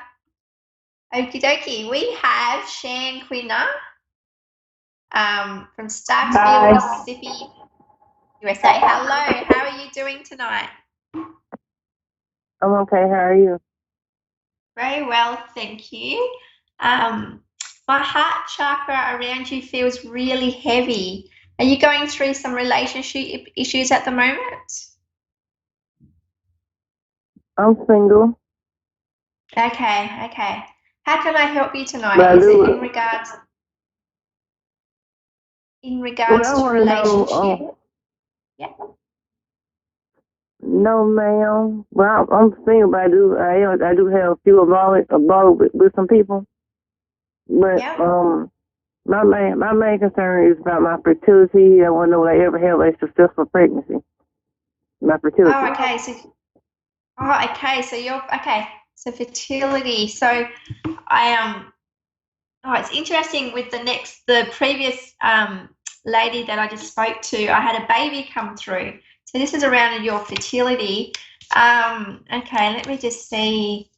You have an appointment coming up, don't you, in July? Is that correct? I'm not for sure. But I have so many appointments that I had one today. Okay. Yeah, you're right. I had one today. Okay, you have one today. Okay. Because I keep hearing July around fertility. So that's your appointment today. Let me just see what else I can see around fertility for you. I keep seeing the third. Number 3 is really important for you at the moment, whether it could be the 3rd month in 3 months' time. Feels like a positive outcome. I also see if number 3 could be, the date of the 3rd of something, but I keep seeing number 3s around you. You're very sensitive, and I know it's a sensitive topic, but also I feel like three. I'm just seeing where this 3 is coming in around you. What I'm also seeing around fertility for you, I see a positive outcome for you. I did have a child come through on the first reader that I connected to, and she couldn't make sense of this pregnancy around her. And it's just interesting that talking to you, this is your question. So I do see that, you're going to have a positive outcome with your fertility issues, with your fertility journey. I see IVF also. You have gone through quite a few IVF cycles, haven't you? I've never done IVF. Okay, because I've got that. Okay, so is that something that because I've got IVF coming through. No. Okay, so let me just see what else I've got for you. I just see that July, this month, is going to be a really important month for you to really have a better understanding of your fertility journey ahead of you. I also see that, do you have any issues around, because I've got back pain at the moment. Are you actually suffering any back pain at the moment? Always have. Yeah, okay, because I can feel my back pain. So just another question, have you had endometriosis? Because I keep hearing endometriosis coming through. I had a surgery for that, but I didn't say that I have that. So it's not that it is proven that I have that. They say I don't have it, so I don't know. Okay, because I just heard that come through, and I just connected with the back pain with the area. Just have this really lower back pain going on. What I do see that,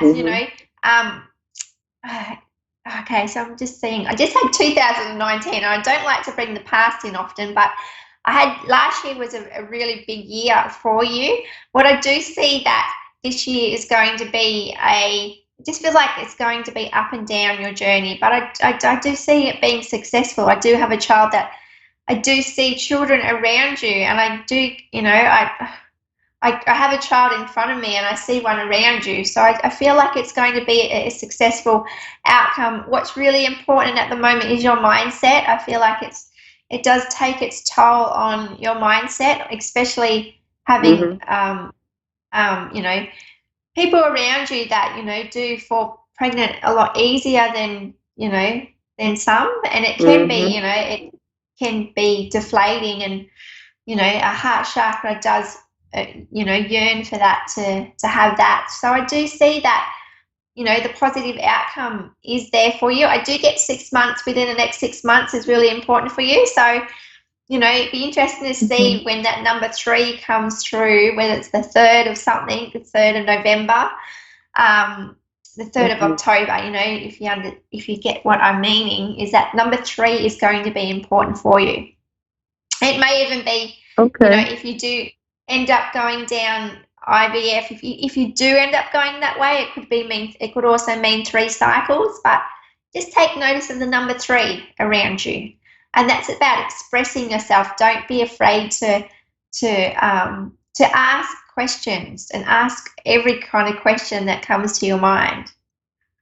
It just kind of, because I know how hard, personally, how, having fertility issues, how hard it can be.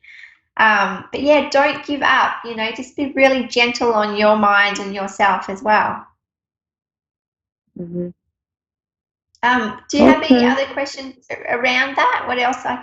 What other guidance I have for you? Because I still have 8 minutes left. I think well, that was my main concern, my fertility. Like I said, okay, but I have a ex that I'm trying to work on things with, but it's not, you know, like going to where you have any information on that with my ex that I'm still dealing with or talking to. Yep. Yep. So the aches. Can you just say that again for me, please? And so I have a ex boyfriend that I deal with, and we. Are you talking about the ache? Sorry, for some reason I hear you, but then I feel like I don't understand what you're saying. So about your aches, are you talking about your aches, your back aches, your health?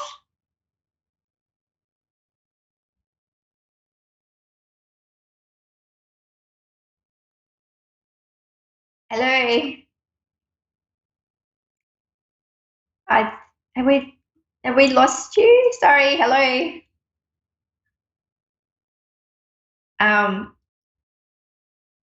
I think from my end I can't hear anybody. Oh, okay. Is Shanquina there? Okay. Hello. Okay, we're just reconnecting from the other end, so just trying to get her back online.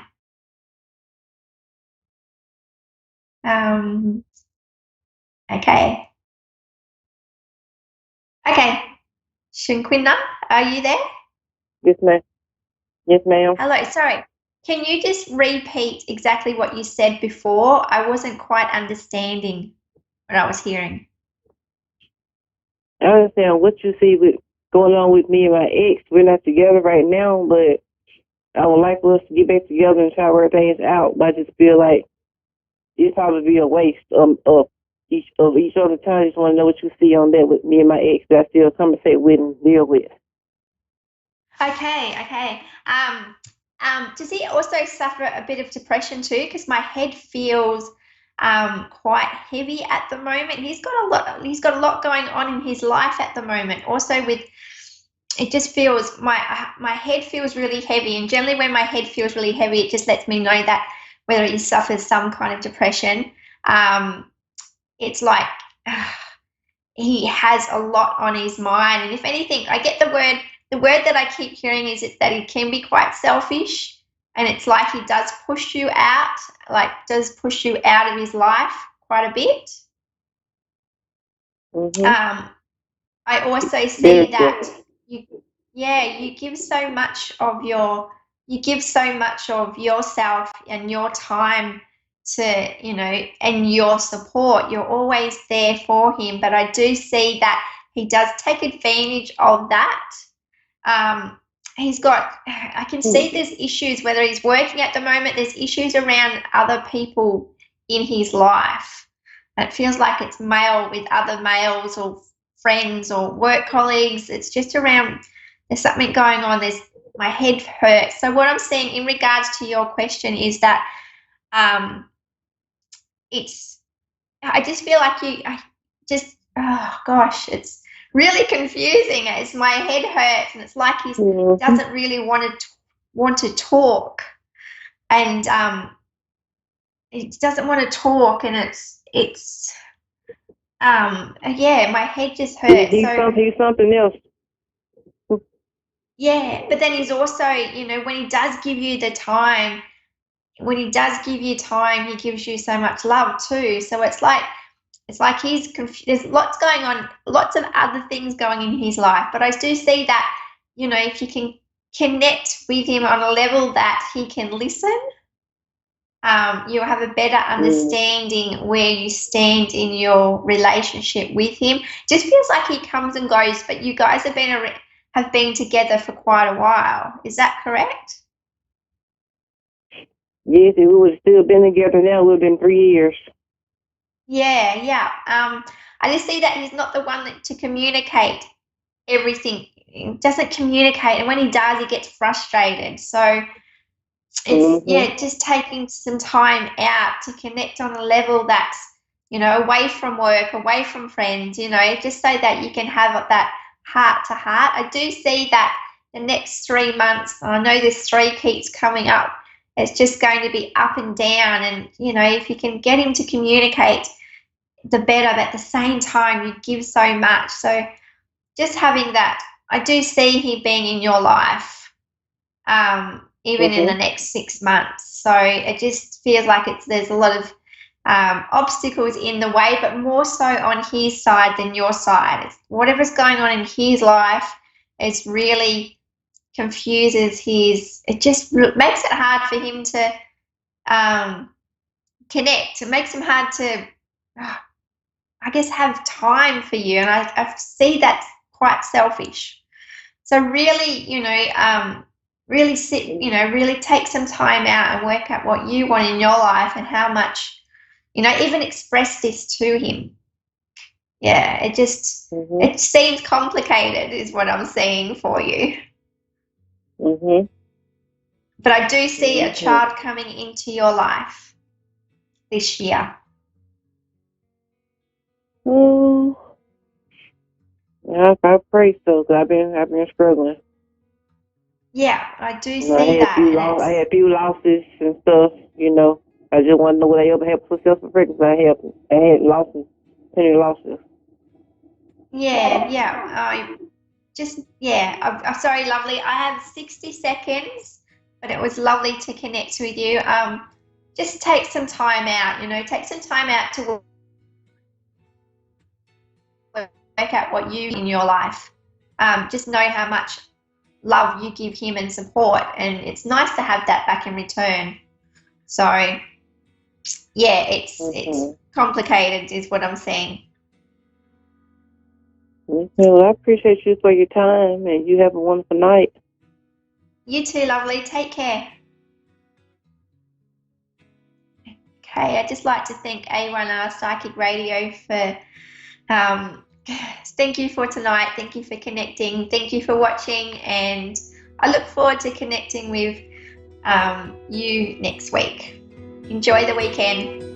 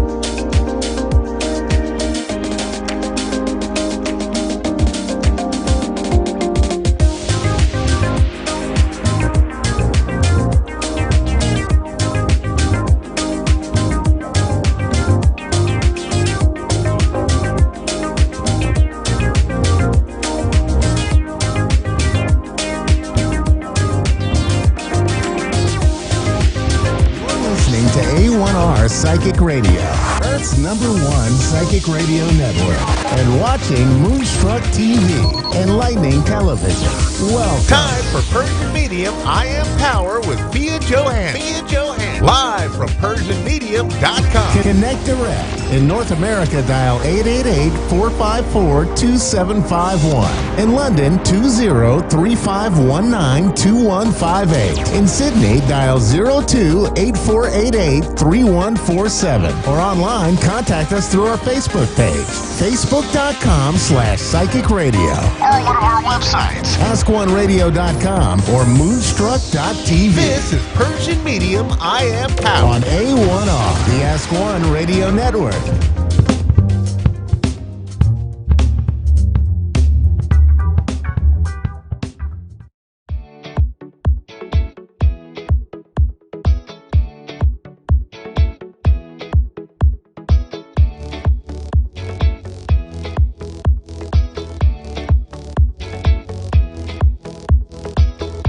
Hey everybody, welcome back. I'm Jack Canfield, your host for Hollywood Live. My next guest, Pia Johansson, is an amazing person. She speaks 5 languages, which I find very impressive. She's emigrated to several countries, has a psychology degree from the University of Stockholm in Sweden. She is a hypnotherapist, clinical hypnotherapist and healer, and God knows probably other things I don't even know about. So I just want to welcome you to the show. Thank you, very Jack. much. I'm so Pleasure to have thankful. you here. So tell us a little bit about your background and the work that you do. Yes, my name is Pia Johansson, as you said, and I'm a clinical hypnotherapist, and I hijack the subconscious mind, or basically I says that subconscious mind surgeon. I love that, subconscious brain surgeon. Yes, exactly. And also, I'm helping police officers and private investigators, law enforcement, to finding missing people, helping them with the murder cases and individual cases that come to me from people. Mm-hmm. So all my life, I found my purpose to helping others. And it was easy. I mean, as long as I know I exist, I have to help others. Mm-hmm. And it doesn't matter how. And the funny part, they found me. I never go after anybody. They found me, they asked me, and I'm helping them as much as I can. That's beautiful. Now, when did you realize you were psychic? I was 7.5. So a friend of mine was in my house, and they wanted back home. They want to go home, and I just said, no, please don't go. And my grandma says, they had to. I says, no, please, because I feel incensed that if your guy's going, then there is going to be a car crash. So they both kind of like, just come on, stop it. It's nothing going to happen. Just she just want to let the friend stay. So my mom was like, okay, just go to your room, have fun, nothing is going to happen. 2 hours later, they phoned us and says, well, unfortunately, they had a car crash. Nothing bad had happened to them, but they had a car crash and they was in the hospital. So from there, my mom said, gosh, I should be scared. I was like, wow, I don't even know why I even said that, and why when I said that, things happened. And I never been normal. Like as a child, I always could feel, sense. I always been afraid of dark. I always felt that when I'm actually in the dark, or actually in the dark room, I felt the heat, connection, kind of sense of somebody touching or trying to communicate with me in a very proper way, but in a way that if I could actually tell everybody could say, you're crazy, you're getting crazy. Oh my God, take this lady to the doctor, or little girl to the doctor.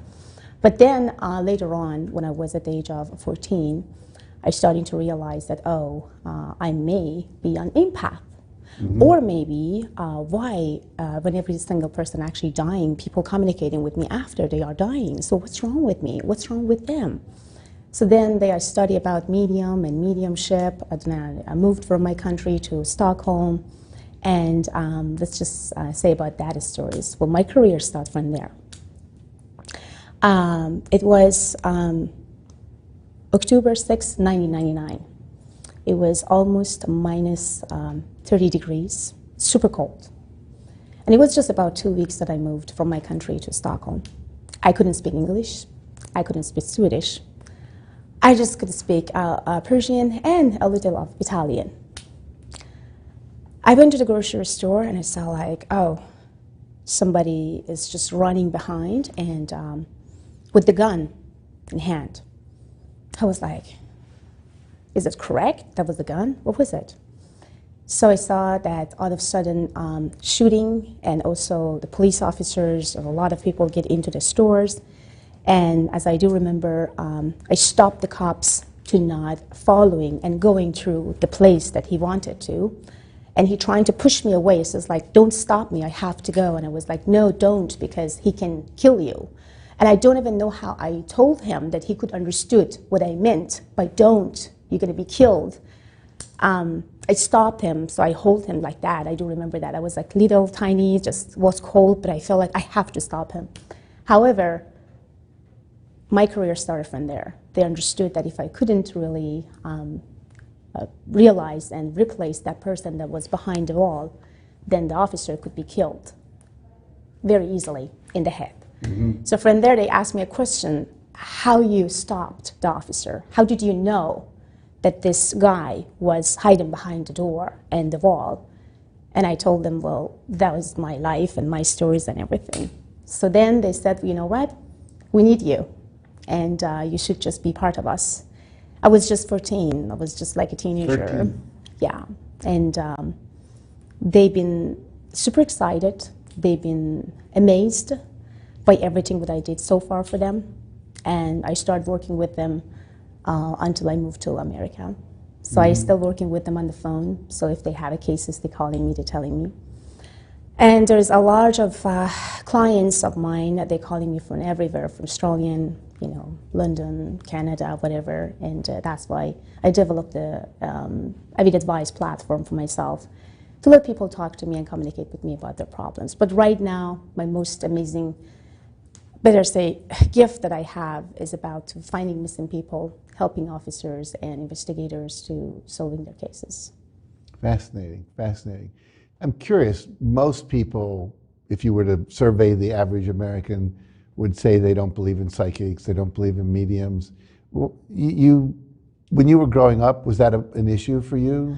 As I said, mine was always word of mouth. So I mean, every single person who actually came to me first, they've been non-believer until they see something with their own eyes. Mm-hmm. Mostly, as you know, like officers, private investigators, they are not really logical. They're kind of more logical, not biological. Right. And when a psychic or medium telling them don't do, it's kind of hard for them to accept from the beginning until actually they know that, oh, she knows what she's talking about. Mm-hmm. So for me, it was hard until they start to believe in, oh, she does. 2 years ago, I found missing pilot.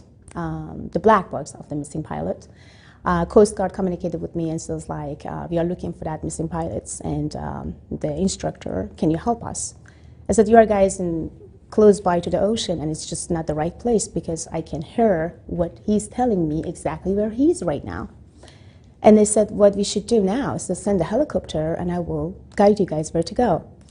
And we found the black box, and LAPD confirmed that, Coast Guard confirmed that was from the same flight. And I was in NBC News, and then after that, people just starting to communicate more, so that's why I developed Evidence Advice, for them to communicate more then, yeah. Sophia, your success has obviously been amazing. You've been on television, you're solving problems for everybody, including law enforcement, and doing what would often be considered miraculous things. What do you attribute your amazing success to? Believe in myself, believe in my abilities, knowing my market. I always telling to everyone, because I am helping people to develop their businesses as well. It doesn't matter what type of businesses, but helping them how to create. So I always tell everybody, just look into what market wants from you.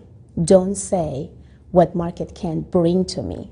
Because market would never bring anything to you until you bring quality to market. My only word to every single business entrepreneur, woman business entrepreneur, is about believe in yourself, always quality bring always quantity, remember that. And look around and see exactly what you need, what your market need, and also get in tune with your soul and see who are you? How are you? And if you are okay. Because if you do not have control over your life, then you do not have over control over your business, then over your life and over everything. So stay away from negative people, for negativities, and just be yourself in every single moment and areas of your life. Now, you may have just answered the next question I was going to ask you, which is, looking back from where you sit now, very successful, very confident. When you were looking back, let's say at the 20-year-old Via, what would you have told her? Anything different than what you just said? Never be afraid. Never be afraid. To show off. To show off? Yes. Because I was afraid always to show off, because when I left my country, I was just a teenager, and I've been together with a lot of Swedish, people, and I do remember the first time when I want to connect with them, they've been kind of super cold. It takes time for them to just accept you in their group. So I always trying to hold myself back and then trying to let them to moving forward. Then I felt like, why I'm doing this? I'm a proud, beautiful young lady. Did I do everything by myself? I'm helping a million of people right now, and I do a fantastic job with a lot of law enforcement officers. And why I'm trying to hold myself back and not speaking to them or just letting them to, take an action towards to whatever they are asking me or doing. You know what? It's time. Get up now. Just hold yourself up and just say, hello, this is me, Via Johansson. So, and yeah, if I was just show off more and then could say that, you know what, good job, go for it. Never be afraid of talking, never be afraid of communicating with people, never be afraid of showing who you are as a person. Just be yourself in every single matter of your life. Whatever happened, wherever you are, whomever you are, and wherever you are end up with, you have to just be yourself. Beautiful, beautiful. So if people want to reach you and take advantage of your talents, your skills, your gifts, where do they go? How do they find you? There's a couple ways, but the easiest way is if they can go to PersianMedium.com and AvidAwakening.com, and they can reach my platform, which is AvidAdvice.com. So, and then they sign up and they call and chat from there. Sometimes they sending me an email, because I'm receiving a million of emails. My assistant says, oh my God, Fiona, they want to prioritize this and prioritize that. But I will definitely get in with people when they call through Avid Advice, because that's the only way that I can communicate and connect with people directly. Yeah. Beautiful. And my Instagram, by the way, I have over 1,300,000 followers. Good for you. Which is I'm happy. And every time when I'm actually having 60-second videos, I see, okay, 3 million views. Oh, thank you, God. So I'm happy that I'm helping them. I'm happy to make them to feel happy. I'm happy to make them and feel them happy. Beautiful. Well, thank you, Fia. Thank you so much. I appreciate you being on the show today. And for all of you, check out her website. She can help you with a lot of different things. So stick around, though. We have one more guest today. So see you in a couple of minutes.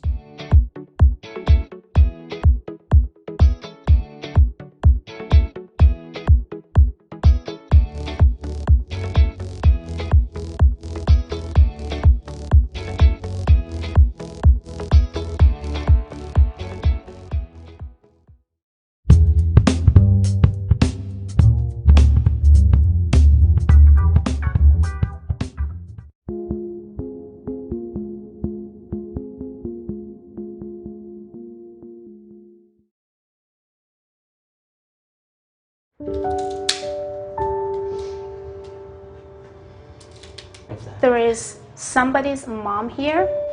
She directed to you right now. Fia is actually channeling my mother. I have her right now with me.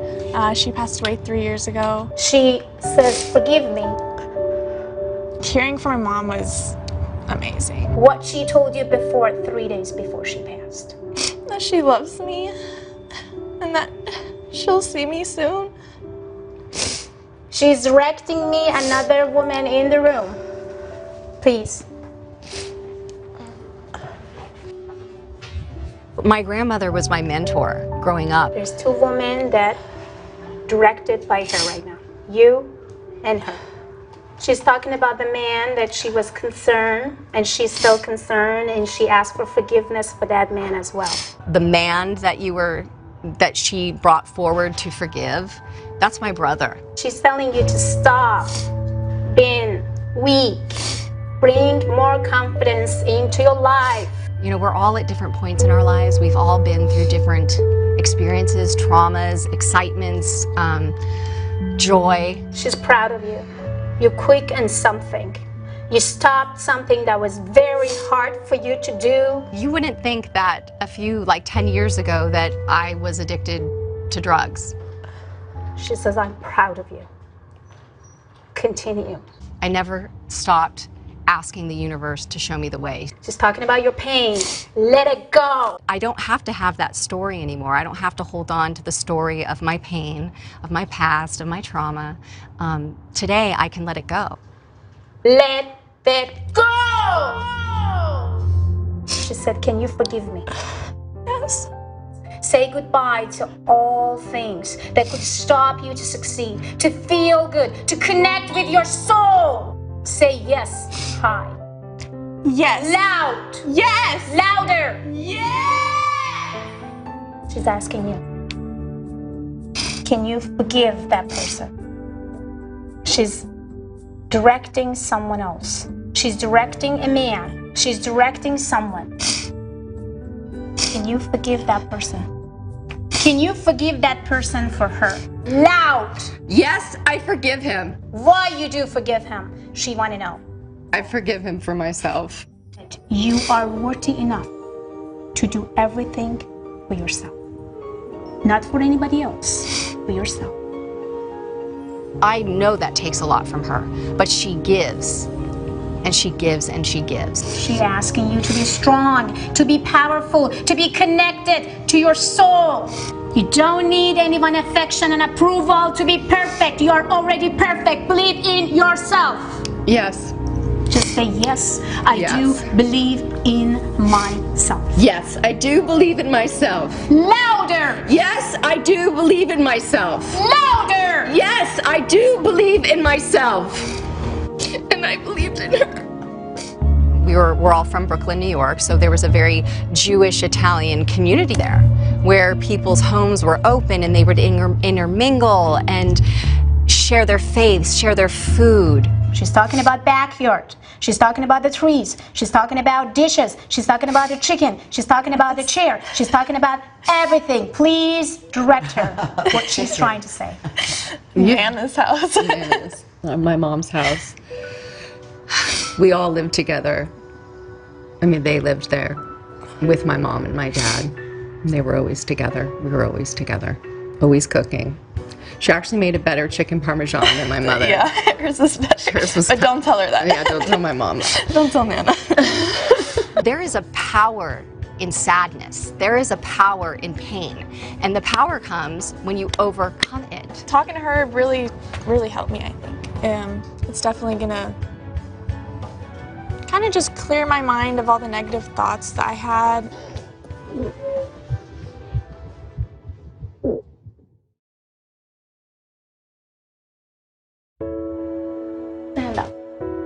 My father, Congressman Ron Dellums, who passed away a year and a half ago, visited FIA. Today was a day to remember Ron Dellums, who in 1970 brought to Congress an anti-war and anti-apartheid stance that was branded as radical and dangerous. Oh my God.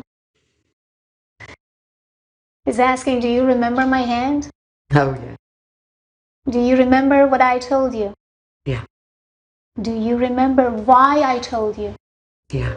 Dellums' youngest daughter, Piper, is proud that her father became an early voice against oppression in South Africa, applying pressure that would one day bring an end to apartheid. You said, take my legacy, take my mantle. You're the smartest person I know. Go into the world and heal the land and do it in your way. You know, Ron never gave up. He never became bitter. He loved people. This is not my hand, this is your dad. He wanted you to tell again, louder, louder, and clear what he told you. I'm passing you my mantle and passing you my anointing and passing it to you. You're the smartest one that I know. Run. There's so much work to be done. Run, run, run and heal the world and don't stop. Do it in your way. Run, baby girl. Do it in your way. So she's spoken to me like a sister, but also like an angel. He said, I saw you when you cried in front of that candle. Why did you cry? She's given me the faith and trust and support that was being given me by my dad before he left. So she's done this beautiful transition of allowing me not to feel the void of his leaving. I don't know where to go. when I'm not speaking with you, or I just don't know how to feel safe in the world without you in it. In the area where I don't have a female in my life because I don't have a relationship with my mother and I don't have a sister. She has stepped in with the feminine to remind me that I am also loved and purposeful and beautiful and worthy, that I'm valuable. It's not just me that tried to basically sending her messages and changing her. So she changed me in so many ways as well. So our silly song goes this way. We are the key to do more than just let it be. The key to our destiny is in the hands of our humanity. His love is more than a philosophy. 'Cause we are the key. We are the key. We are the but key. Diamond's key.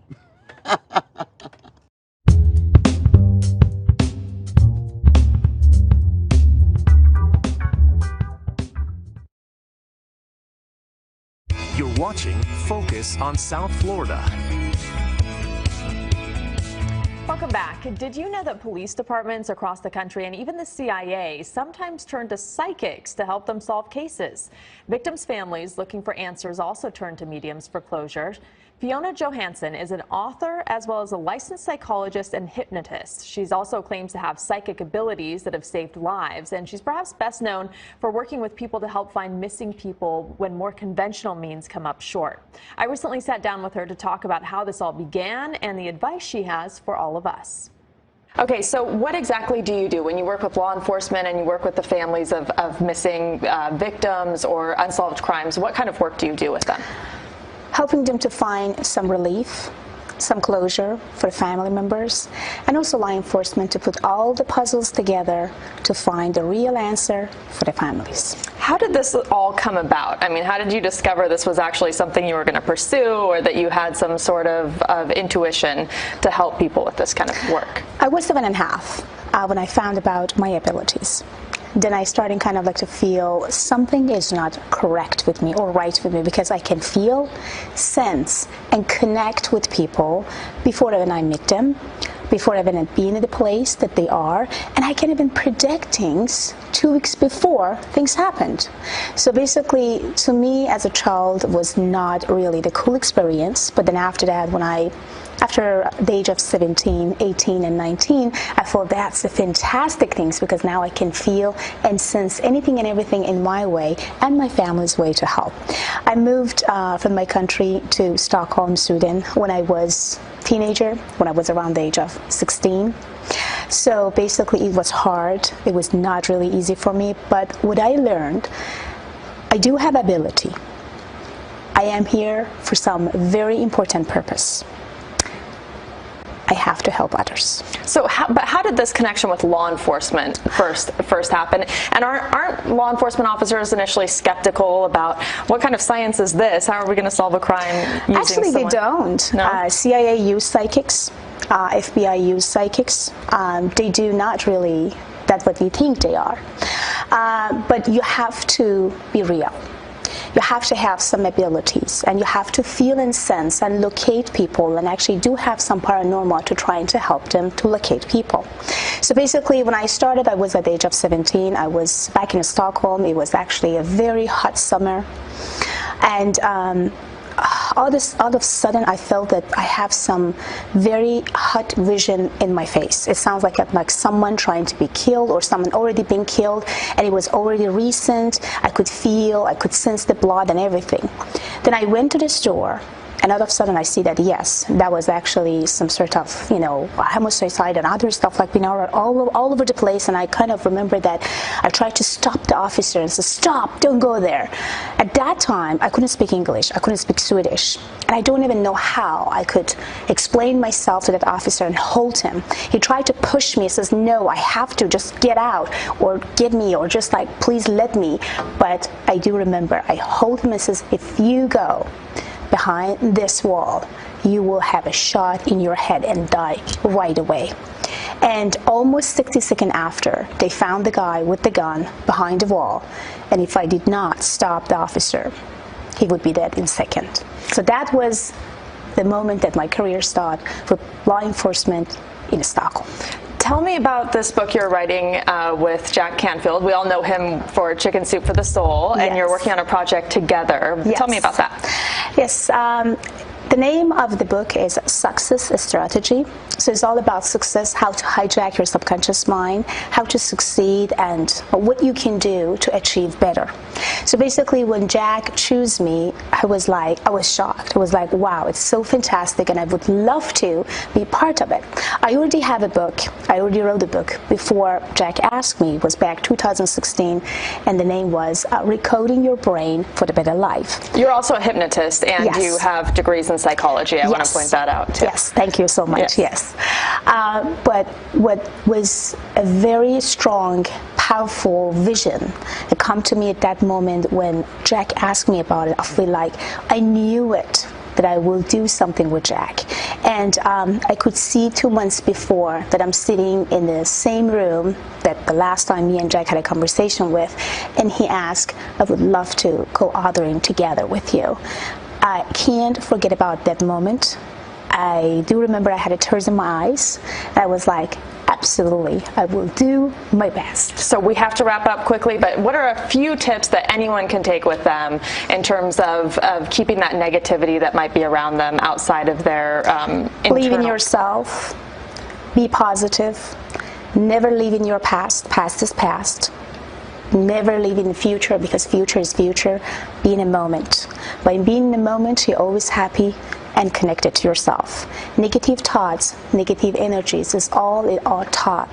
The way that we are thinking, feeling, and connecting. You can easily remove and reduce them by just change your thoughts. You can easily hijack your subconscious.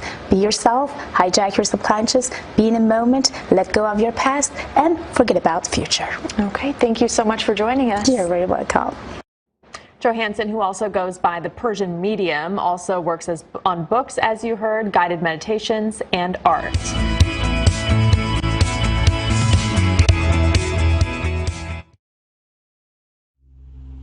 Welcome to Avid Awakening, a beautiful, gorgeous wellness center who will adjust you mentally, emotionally, and physically. Also, it will help you to manifest your finance, anything and everything you desire for. This place is a very beautiful place which is located in Corona Del Mar. So please book your appointment today.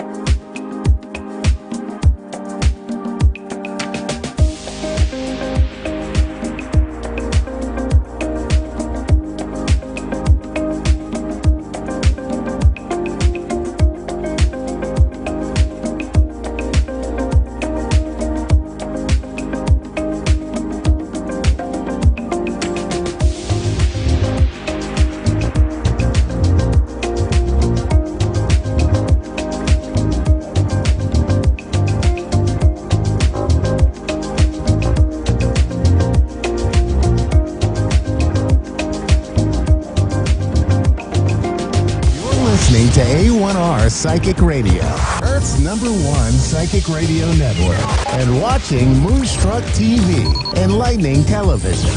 Welcome. And now Australia's Psychic Cowgirl with Tanya Reid.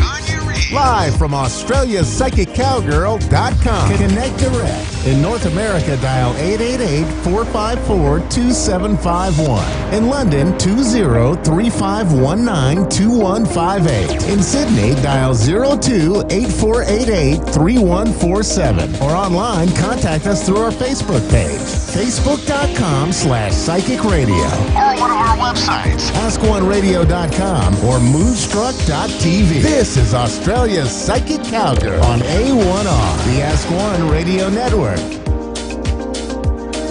G'day, Tanya Reid, Australia's Psychic Cowgirl, coming at you from Sunday Creek, Victoria, Australia today. Today here in Australia, but I know it's evening for many of you over in the US. and I think early hours of the morning in the UK. So hi everybody, thanks for tuning in and listening. We have a great show and a great array of I was going to say people answering, psychics and mediums coming up to answer all your questions. Nothing like a little blip in the no idea what I'm about to say next, but hey, that's how it goes. Bit of fun.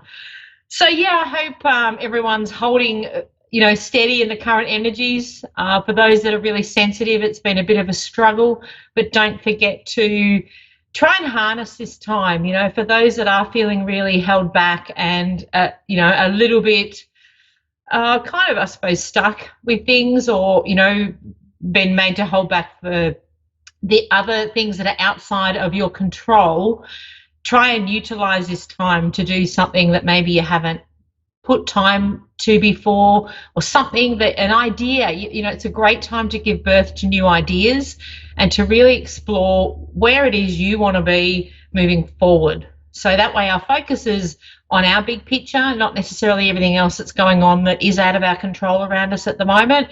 And that way you'll feel like you are moving forward, even though you might be in a bit of a holding pattern. We want to focus on the future and, really knuckle down to that commitment. So I'd written up a couple of points today because Spirit just guided me to do it. And as always on my show, they're the ones that direct me. So I just go and trust with what they're showing me. So for a lot of people, I felt there's a really strong message this week specifically to start before you're ready. So that to me is a message about not putting off what you could be doing now. And this is, might be part of your big picture. It might be a commitment to something you really, really, really want to do. And if you find yourself at the moment either having the time to do it or feeling like there's a bit of a lack going on around you and you want to overcome it, then start to look at what that big picture is for you. Trust in the signs that you're getting. So, once we commit to something, the universe, spirit, your friends and family around you in spirit, your guides, everyone's there to help propel you to where you need to be going. So what I say to start this is write down what is that big picture that maybe you're not honoring at the moment. Write it down so that we can start to get on track to making the magic happen.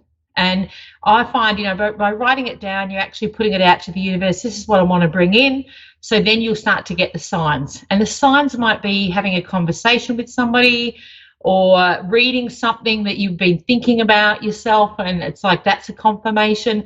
There's so many signs that come that are just that little, reassurance that you're on the right track. And believe you me, we all get them, but it is about being grounded at the moment so that we can notice them. Have a belief. This is another one that I've written down. Have a belief about yourself that's bigger than you've ever thought. So why not you to be doing what you're doing and being acknowledged for that? So whether that's a role within a company, whether it's your own business, why not think big? Why not think about, in the next few years, I want to write my book. I want to write my screenplay. I want to have that role within the company that you've always dreamed of. Why not you and why not now? So I say grab onto that and start to bring your focus about what the big picture coming out of 2020, what is it looking like for you? And there's nothing better than manifesting if we can, allow ourselves to dream big, and that's really powerful. So don't take that lightly, because it is a really strong way to bring in what you need right at this time. And lastly, I'll put align with those who inspire you, and acknowledge that when you look up to somebody and you respect them and you have a lot of admiration for them, what you see in them, you have within yourself. So that's a really powerful one. If you look up to people and your peers and people that you're aligning with, and you just think, wow, aren't they fantastic? I get so much inspiration from them. It makes me feel great when I listen to them. I love their work. I'm immersed in their book or their podcast or whatever it may be. Look at all the things that you see that is the greatness within them, because that's the greatness that is within you as well. Okay, so sometimes we need to acknowledge that and just stop and go, if I see something fantastic in someone, I have that within me. I'm not just randomly picking up on it. I'm actually, and again, that's often a sign. If you're aligning with people and inspired by people, that's your spirit saying, this could be you. If they're doing it, you could be doing it. You know, and we can share these experiences and we can learn and grow together. So that's my, you know, really big insights, if you like, or, you know, these are what I channeled prior to coming on. So this is Spirit's message to you. So for all of you listening, if this strikes a chord or allows you to be open to stepping forward into your big picture, then I am excited, because I honestly feel that for many of us, we're ready to do this. So don't make excuses. Don't allow your monkey mind to tell you you're not good enough, because I'm here to tell you that you are good enough. So, yeah, there's power within that, and that's really important. So I'm just seeing whether I've got a first caller coming in today. I'm thinking that I have, but I haven't got any message coming up to say that there's somebody on the line yet. So that's really interesting. But it's allowed me to share that with you. And I really believe that's important, to be able to honour yourself at this time. So take a great look within, work out what is blocking you, if there's any blocks, and start to go, you know, I'm going to work through that, and I'm going to be propelled to be on that path. And remember, it's just a small step that starts us off down a path. It's just a slight intention that sets us off down a path. So you'll find if you just open up the way that you do things and open up your big picture, you will get the signs, and it will happen quite often organically. And it's just a case of you taking notice of, you know, those specific signs and being aware that this is my journey. This is what I'm here for, because we all have a journey, and we all have that, you know, that it's like the you know, the saying that the music is within us. We want to be able to play that. We want to be able to look at our past and learn the lessons, and then move forward and step into the power that is with us. And we all have it, believe you me, we all do, because I always connect this when I'm doing readings. And spirits show me, you know, quite often what you've possibly been hanging on to, or, you know, really wanting to step up in, and maybe for whatever reason you just haven't taken that step forward, or, you know, allowed yourself to dream big. And then, you know, we then tend to hold back. So I just want to encourage you to not hold back. Okay, this week's about just, you know what, just do it. Take that step. You know, share it with me on my page, Australia Psychic Cowgirl. I love to hear from you all. And, you know, I will help inspire you on this journey.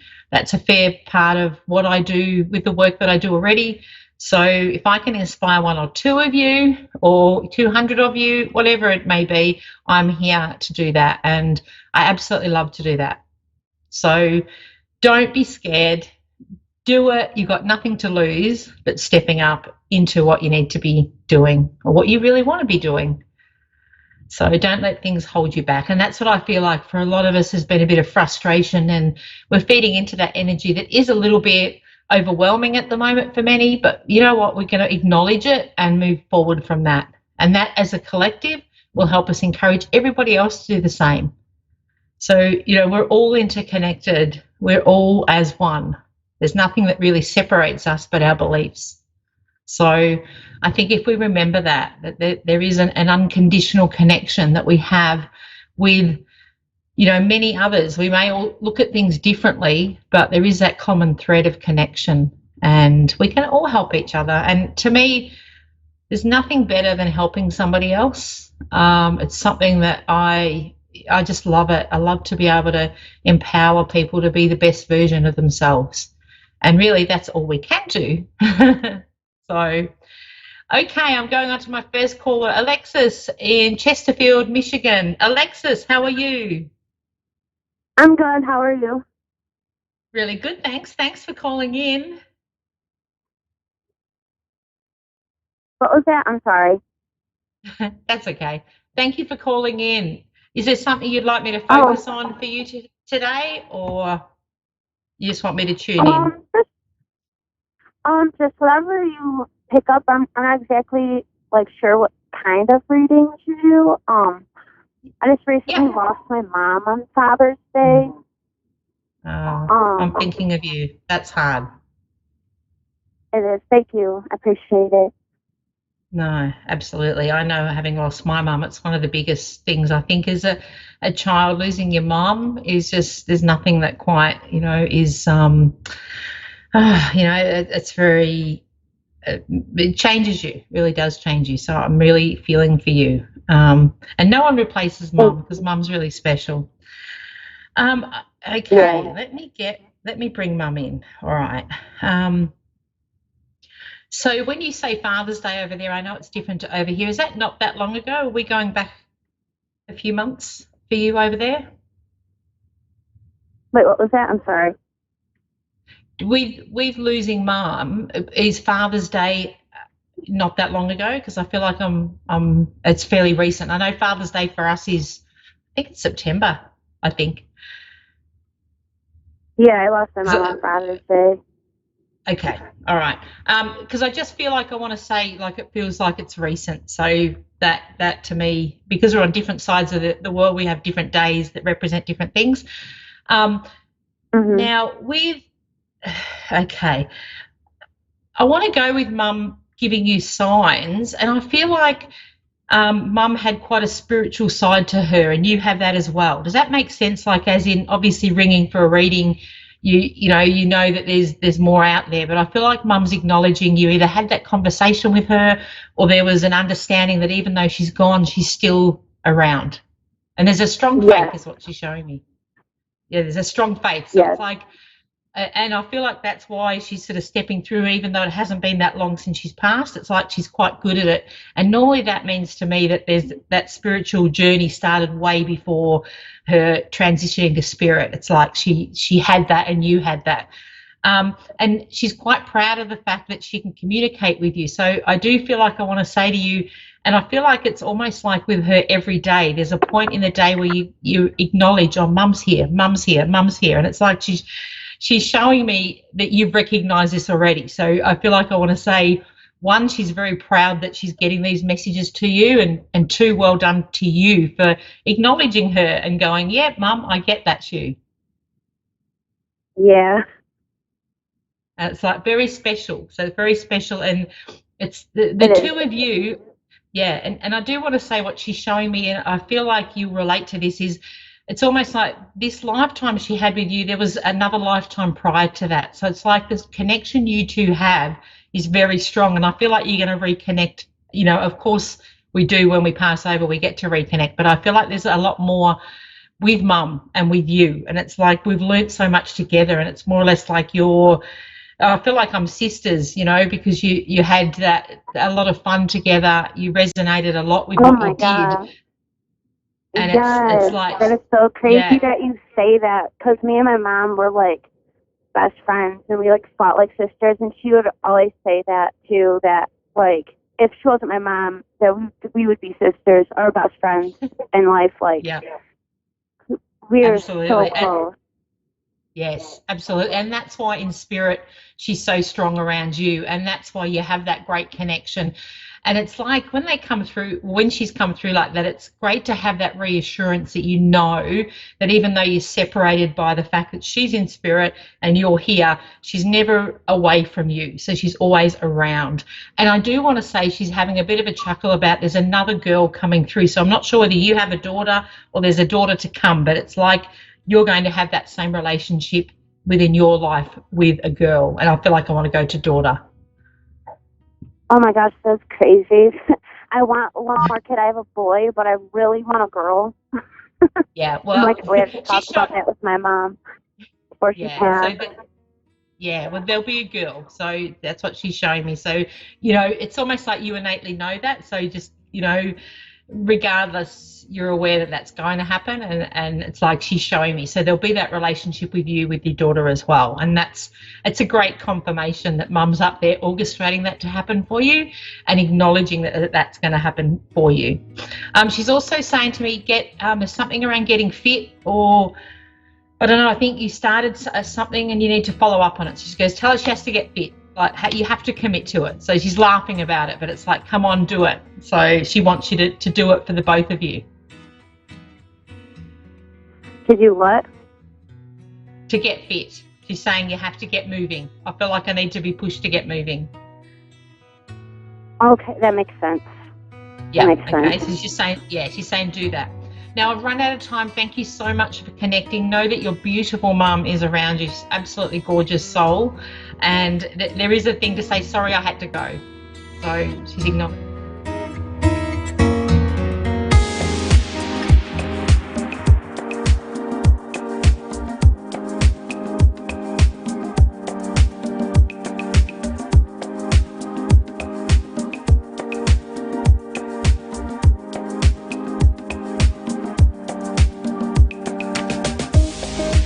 Listening to A1R Psychic Radio, Earth's #1 psychic radio network, and watching Moonstruck TV, enlightening television. Welcome. Time for Sacred Sessions with Jenna Harmon. Live from JennaRoseHarmon.wixsite.com/Jenna Harmon Psychic Meet. Connect direct. In North America, dial 888-454-2751. In London, 20-3519-2158. In Sydney, dial 02-8488-3147. Or online, contact us through our Facebook page, facebook.com/psychic radio. Or one of our websites, AskOneRadio.com or Moonstruck.tv. This is Sacred Sessions on A1R, the Ask One Radio Network. Hello and good morning, and welcome to Sacred Sessions with Jenna Harmon Psychic Medium. This is actually number 5. Can you believe it? We've already been on here for about a month and a little bit. And happy 1st of July. For those of you who are in New York, you may not have crossed over yet until the next month. But here in Sydney, Australia, we are on the 1st of July. So we are getting into the second half of the year. Today's on Secret Sessions, I just wanted to say that I have pulled a card this morning, and it is about the third eye. So pretty explanatory, really. It talks about seeing things clearly. It talks about new perception. It talks about you being able to see what needs to be changed, what needs to come in, what is necessities to be leaving your path, to have other things enter your path. So it's all about your perception, your eye, your spiritual eye, how you see the world spiritually, what you need to bring into your world spiritually. So once again, with the first of the month, it coincides with the new. It coincides with the new of how we want things to be and what we want to incorporate into our next little bit of our path. I hope you're all well. I myself have felt quite a bit funny in the energy in the last couple of days. It's been quite intense here for me. It's definitely got me up into my headspace more and kind of dealing with what needs to stay, what needs to go, what's old, what's stagnant, what's unnecessary, and also where I want to be, where I want to go, and what I want to do. So it's an awesome time. It's a really, I like to call these periods kind of fertile times, where you put your expectation out to the universe, and also kind of, well, not really expectation, your desire, your heart's desire out to the universe, and then the universe then responds. So it's a great time for manifestation. It's a great time, especially if you want to manifest how you see the rest of the year panning out for you, and kind of what you want to achieve between now and the end of the year. It's a really good time for those sort of things. So at the moment, I call it a fertile period. It's kind of like that period of time where, say, for instance, you were trying to have a child and you need to do certain things to get things in order for that to possibly occur. I like to think of manifestation the same sort of way. We have a recipe of what we would like to happen and to go on, and then we kind of have a recipe of the means to get it done more so, or to be available for that beautiful blessing to come into our journey. Anyway, enough chit chat. We have Mackenzie from Benzonia in Michigan. How are you? Good morning. Good morning. I'm good. How are you? I'm great, thank you. How can I help you this morning, my love? I've been thinking about that all day. I'm not really sure exactly. What kind of services do you have, or do you do? Okay. What I would like to do with you, Mackenzie, if you're fine with that, is to just open in a general way. And what that means is I will connect to your energy and see what comes through. Basically, what comes through, what needs to be said, or what needs to kind of be brought to your attention. And then if there is any area, and we have time, that you would love to kind of go to, I'd be quite happy to be drawn to that. Or if you say, hey, I would like to know about my love life, or I'd like to know this and that. But basically what they're telling me, I definitely come in and I have a couple in spirit for you. And so it would have to be definitely the grandparents that have been reunited. And it did make me feel like there was quite a chunk of time that they weren't together. But when they're coming in around you, my love, they're actually talking about you in what I was previously talking about, which is kind of sorting out where you're at, what you want to do, and what the next move is. I kind of feel like there's a need for the new to come in with you. So it makes me feel like either I have been on my journey for a little bit and I just feel very stuck, that things aren't moving completely. But I feel like I want a new change, a new shift, some new energy, some new people coming on in. I would like to say that I definitely want to connect to a male energy in the spirit world around you. But it makes me feel like somebody did not pass of old bones. So it makes me feel like this person went to the spirit world before old age, so to speak. I do feel like it was something. I feel like there's a male in the spirit world around you, darling, that did not get old before they crossed over, if that makes sense to you. Yeah. I also feel like this was something unexpected. So I feel like there was shock and a shock wave that went through families and whatnot. So I don't know if this was an accident or or something accidentally happened, but I kind of feel like that. I feel like it was circumstantial. I also want to say that I don't know if there's an S around you, an S for Sally, Sarah, Sean, Shane. Doesn't really matter, but I just get an S for you, my sweet heart. I also want to say, would Florida or an F state or place make a sense to you, darling, as a connection to either somewhere you've been, where family is, that sort of thing? What was that? Would you have any connection to Florida or the connecting towns around Florida? To be quite honest, I feel like I want to acknowledge Florida. I don't know if you vacation there or you have family there, but I wanted to talk about the F place. And I felt like it was Florida. If not Florida itself, it would be very much around that area. I'm really sorry, I don't know my geography very well of America. I really apologize. But I do want to say that I want to go down toward Florida. It makes me feel like I want to associate to family or those that are down there, or a memory. It is a special thing. It's not off the cuff. So they're either talking about a memory or a connection to that area with family and loved ones. I also want to say to you that I want you to, I don't know, and this is not a warning as in a bad thing, but they're asking me to mention a vehicle around you. So I am not sure. They're asking me to mention your car or your vehicle or transportation at the moment. Oh, geez. So I don't know if there's some issues going on there. I don't know if your car needs a little service or new tires. It does not feel very, oh my God. So please don't worry about a car. But they're bringing up the fact that there may need some service done to a vehicle, or I need to get a vehicle service to get it back on the road to be able to use. But they're talking about a car situation around you. They want you to know that just wait.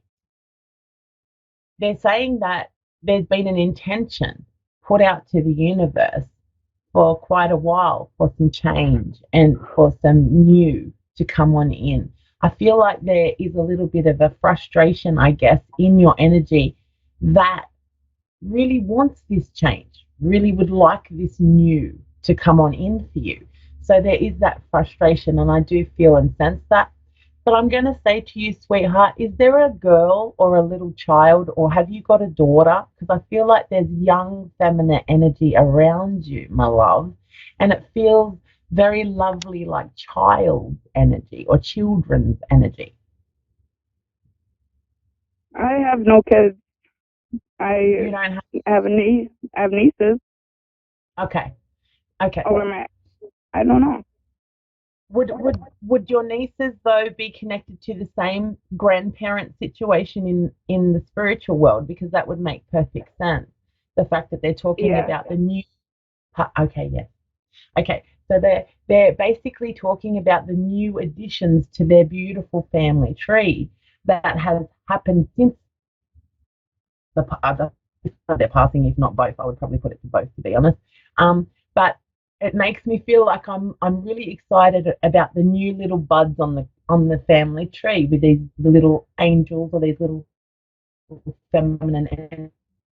I also want to say, is it month that makes significance to you, honey? And is that'd be May, I'm assuming? I get a 5 around you. I wanted to kind of put it to either the 5th of the month or the month of May being significant as either a birthday, passing, or an anniversary. And I also want to say to you that is it you that does the quite physical job, or when you have, I feel as though I do lots of physical work in your energy, and I feel like there may be a desire to change or to slow down with everything I'm giving in a physical way so much. So once again, it's talking about the changes that are going to be taking place or that are needing to come on in for you.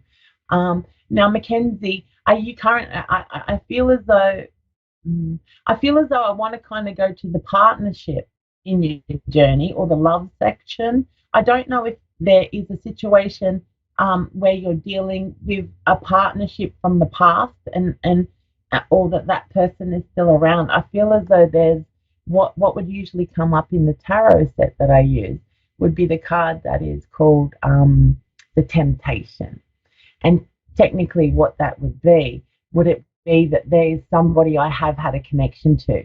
Maybe we didn't fulfill our connection in a relationship completely. We didn't hit our full potential. I feel like there's still a love interest or a connection to the love in my life from the past around me still. So it makes me feel like there's either someone that I know and I've had a connection with that is still around me. They themselves are quite tempting because we did not hit our sweet spot. We did not hit our full potential.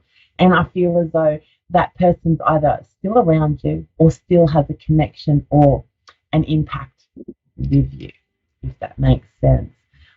Your loved ones in spirit want you to know that in the next 2 to 3 weeks, there's going to be a significant change. Things are not going to feel so stuck or so tense or hard to achieve change. They want you to know they're very much around you. I get a beautiful color of violet when I want to connect to the female in your grandparent couple. And I want you to know that they're sending a lot of love to you, my love.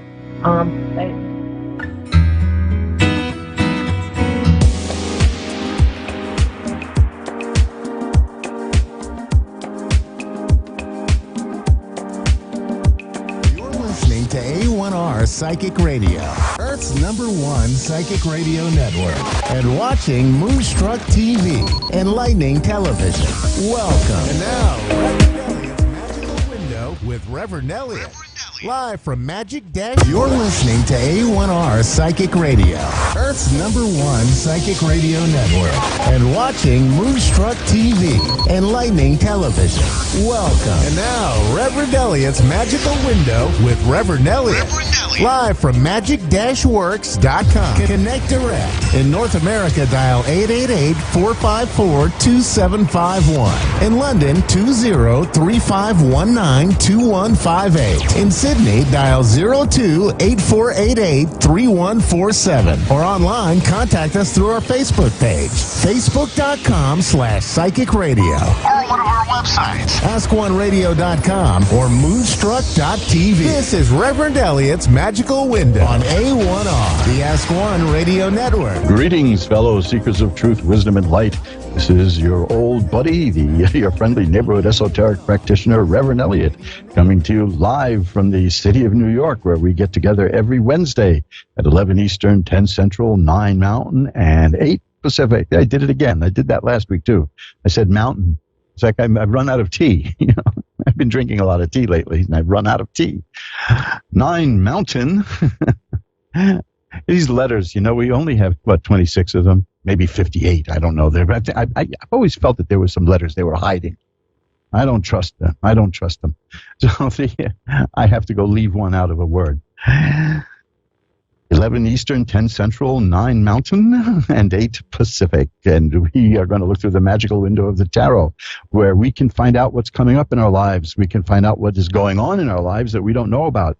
Things that people don't want you to know about, we can find out. If there's somebody who is at the office, for instance, if you're still working in an office as opposed to home, you know, somebody's making things bad for you. Hey, you know, we can look to see what's going on. There's all kinds of things. Court cases show up in the tarot. People call, ask me about things like love and romance, and then I see that there's a court case going on, and I ask them, and there is. That's what tarot does. It gets right to the heart of the matter. And how does it do that? Nobody knows. Nobody knows. Don't even believe anyone who says they know. But I have a few theories, and I list them all in my book, Reverend Elliot's Magical Window, which you can get for yourself if you want to learn how to do this. I think it's a swell way to help people, and it's fun to do at parties. You know, people love it. You just do little readings. I mean, I do fast readings here, but you could do 2 or 3 minute readings, a minute reading at a party. People just love it. They eat it up, and that you can do it free if you want to get practice. That's the best way to get practice in anything, is offer to do it free. But after a while, when you're good at it, then you can just start charging a nice, rational, normal fee to do it at a party. I've done this at art gallery openings. I've done it in restaurants. I've done it in bars. They've hired me to do it. And it's always a good thing. You know what the best time of that, the most fun, is when a bar wants to have a Mardi Gras celebration, and they do it on Mardi Gras, and you just sit there and read cards for the customers. They just love that stuff. It's just fun. So what we're going to do tonight is take another glimpse through the magical window of the tarot. And if you enjoy what you hear and you see the possibilities in this being able to help you, all you've got to do to get a longer reading is contact me at asktarot@earthlink.net.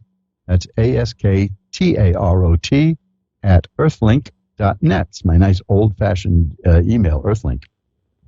And we have all the time in the world together. You know, when we get on the phone, it's you and me and nobody else. I don't put you on hold for anyone else. I don't leave you waiting.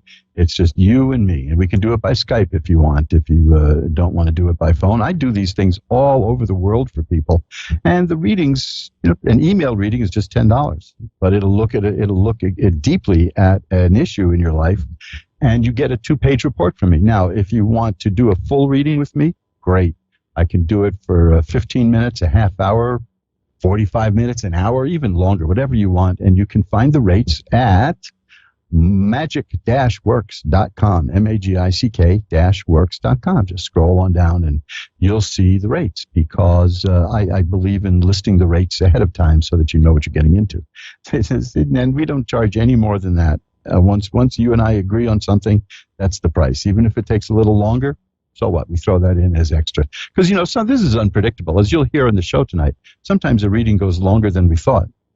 So what we do is we just keep going.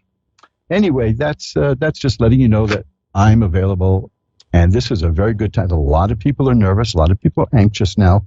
There is, as I've mentioned before, there's a lot of highly paid media people whose job is to scare us. And we've been through bad times before. There's no reason to make this into a panic. And getting people scared is how some people make an awful lot of money. And you know something? Sometimes people do that with tarot too. And that's why I say to people, when they ask me, how should I pick a tarot reader? Anytime you go to a reader, just apply the same thing that you would with any other professional. If you feel worse after dealing with that person than you did before, then you don't go back to that person. They're pulling a scam on you. So, you know, if you get a reading from somebody who says, oh, look at that. I see that you're cursed. Got to go now, you know, and then they call you back and say, oh, by the way, I was thinking, now that you're cursed, I could get rid of that for you. Now, you see, that is a racket. The ethical tarot reader doesn't exploit people. You know, people who call it a tarot reader trust the person, and it's up to us to honor and respect that trust. And that's why, as a member of the American Tarot Association, I'm not just a long-time member, but I'm on the board of directors. I'm the vice president of communications, and can't you tell I'm a professional communicator?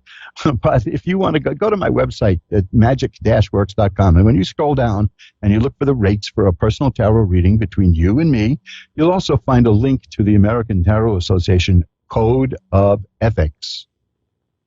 You see, and you look at that, and you'll see that is how an honest tarot reader behaves. And if we find out that a member of the ATA is violating those rules, that's it. They're out. No second chance either, because it's trust. It's a matter of trust. And you know, you're calling a stranger, for goodness sakes, and you're opening up and you're telling what's going on in your life. Now, you cannot take advantage of that in good conscience. I'll give you a perfect example. I have had calls from people in these past 2 weeks who want to pay me for a reading to see if they're going to die in the near future. Now, as I said, there's fear out there. Now, what kind of a human being would I be if I took money to exploit that? I mean, then I would be as bad as the newspaper publishers who scream, could this be the end of the world? Could 5 billion people die? You know, there's an old law, and by the way, I'm a journalist myself. I mean, I have a lot of journalism history, and I'll tell you something, that there is a law called Betteridge's Law of Headlines. I want you to keep this in mind. You can look it up. They have a marvelous website. Betteridge's Law of Headlines says any headline that ends with a question mark can be answered by the word no. That is going to ease you a lot. And as I said last week, I believe it was, any headline that has the word could in it, or may, or reportedly, is garbage.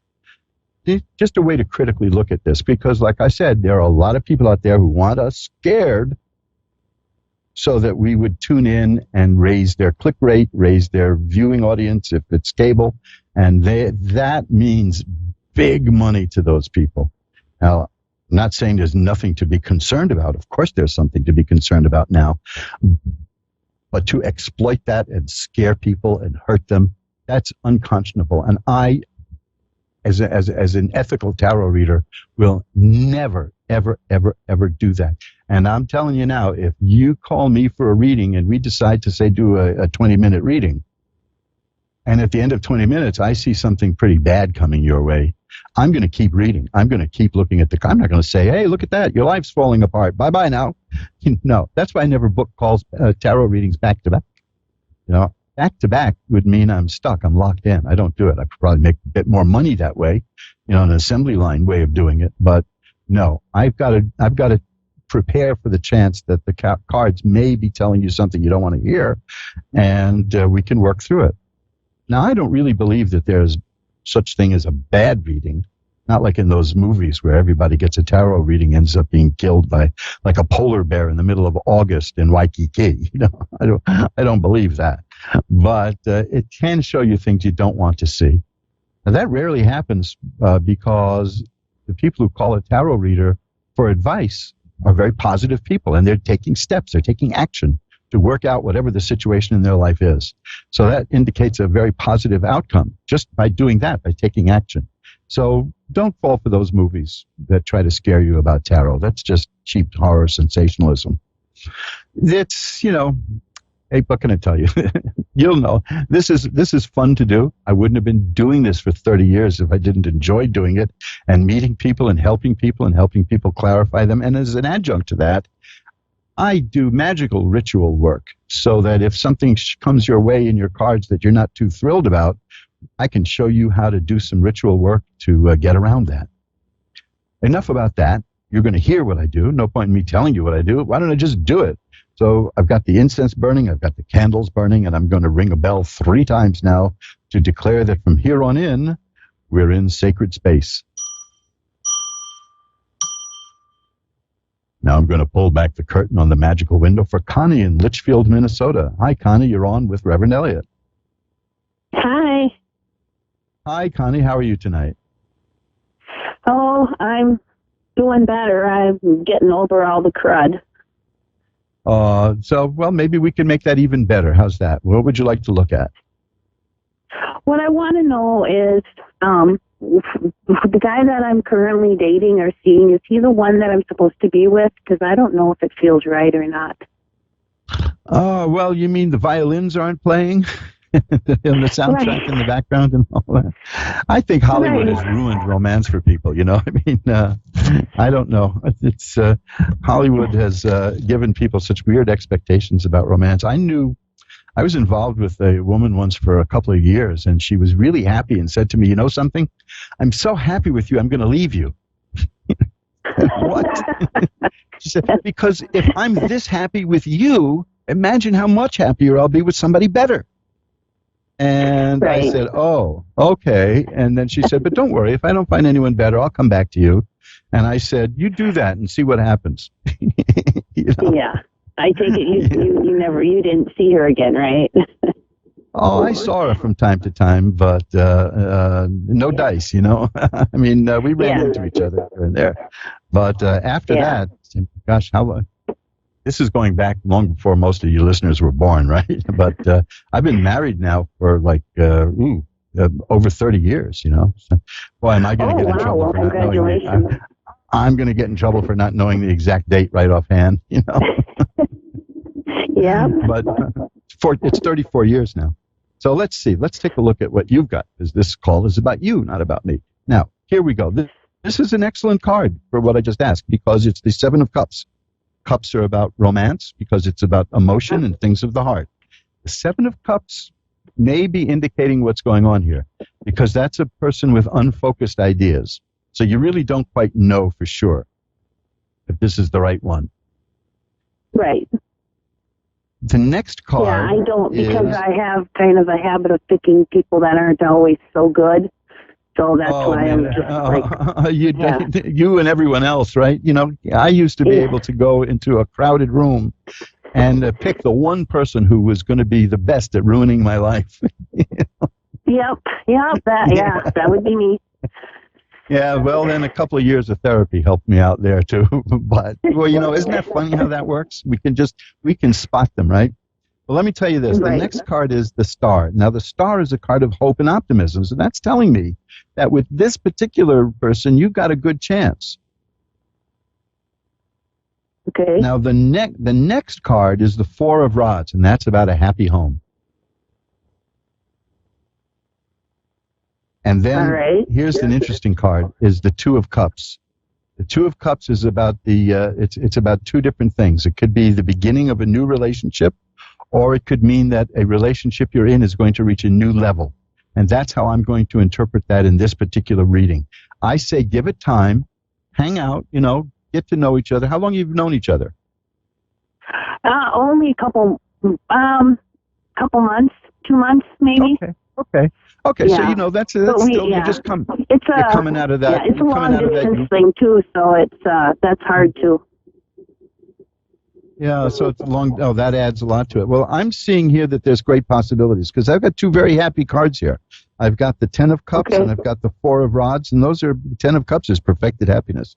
Now, out of 5 cards here, 3 of them are cup cards, so that's telling me that the cards really are responding to your question, because it was about emotions and romance and love.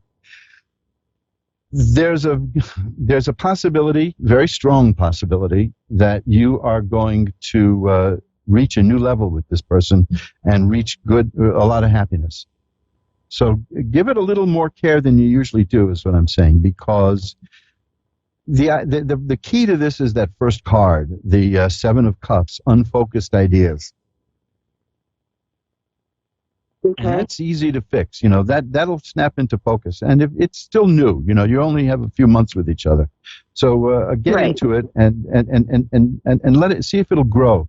And if it doesn't, if it doesn't, then you can try again or give me another call and we can see what's happening. I could probably give you a lot more detail if we were off the air and we were doing a full reading, but I don't know that you need any more than that, because this is a pretty good lesson here.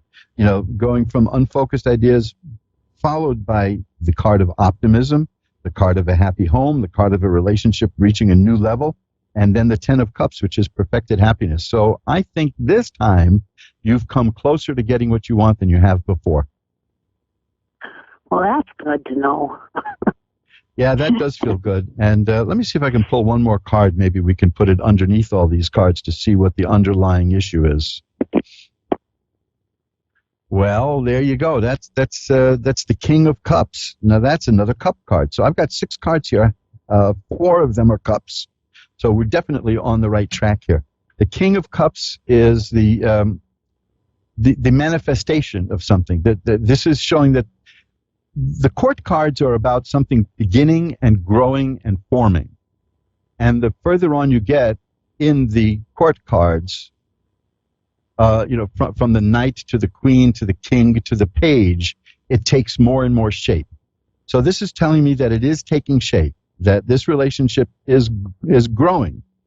And the King of Cups tells me that you are right now at a point where this is really taking shape and happening. So give it a shot, and check back with me, or if you can't get through and Ask on Radio again, because I know a lot of people try to get through but don't, drop me a line at asktarot@earthlink.net, and maybe we can arrange for another reading. How's that? So this is looking good for you, Connie, and thanks for calling. Let me just shuffle up the cards now. You are on Reverend Elliott's Magical Window. Well, some of you are on it. You're all listening anyway. You're listening to Reverend Elliott's Magical Window, where we get together to look through the magical window of the tarot. Now, you see how that worked? That was fascinating, because the only cards that I got that weren't cup cards in that call, one was about a happy home, and the other was a major card, which was about hope and optimism. So that's pretty good. Danielle in Princeton, West Virginia, you're on with Reverend Elliott. Hi, Danielle. Hi. How are you tonight? I'm all right. How are you? Oh, I'm doing great. I just love the energy I get from doing this show, and I think that the energy builds up from all the people listening, and it just shoots down through the satellites and over the air and right into me, and I just feel great. It's so energizing. It's just marvelous. That's good. You got a great laugh. And I'd say that helps an old stand-up performer like me. When you hear somebody laugh, why, that's good. So what can I look at for you? What can I look at? You got me laughing now. I just want to know about my ex.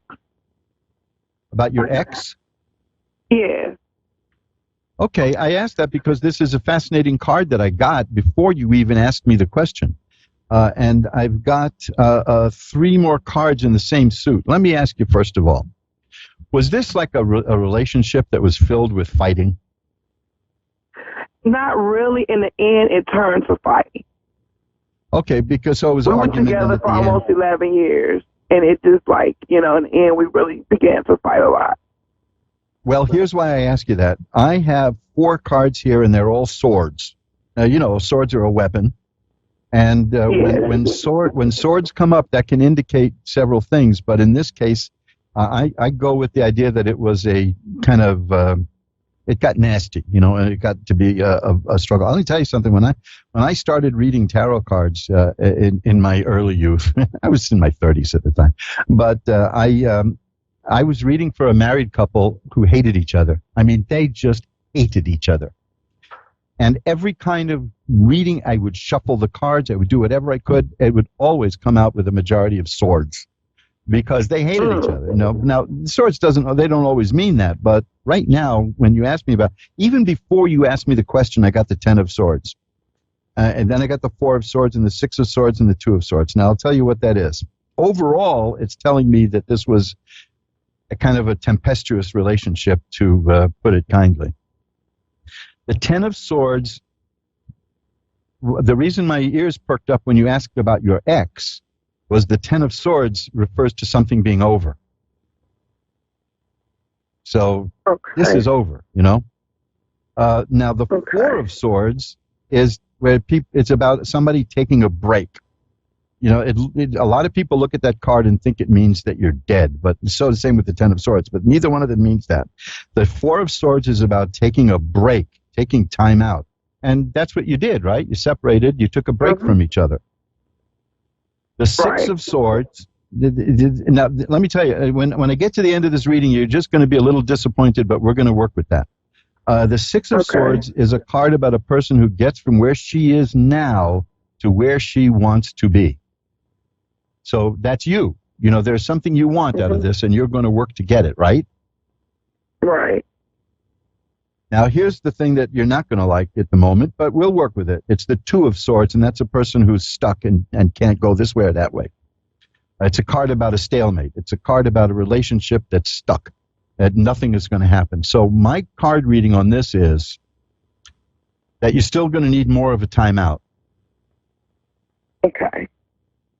Now, oddly enough, I got another card here, which is swords, the Ace of Swords. So that's 5 sword cards. Now, the Ace of Swords is a little bit of a different thing here. That's telling me the Ace of Swords means seeing things in a new way of thinking, because swords are also about mental activity. Right. And in this sense, it's telling me that there's a possibility that you and your ex's attitudes may change. I'm not counting it out. And I can't count it out because of that 6 of Swords cards, which shows me that you're the kind of person who can try to get what she wants. So keep in mind, this is just fascinating that all 5 cards are swords. It's funny because we fussed and we fought for a long time after the breakup. Now we're able to actually talk. We're like, we don't argue no more. We get along a whole lot better. Like, our attitudes towards each other has actually changed.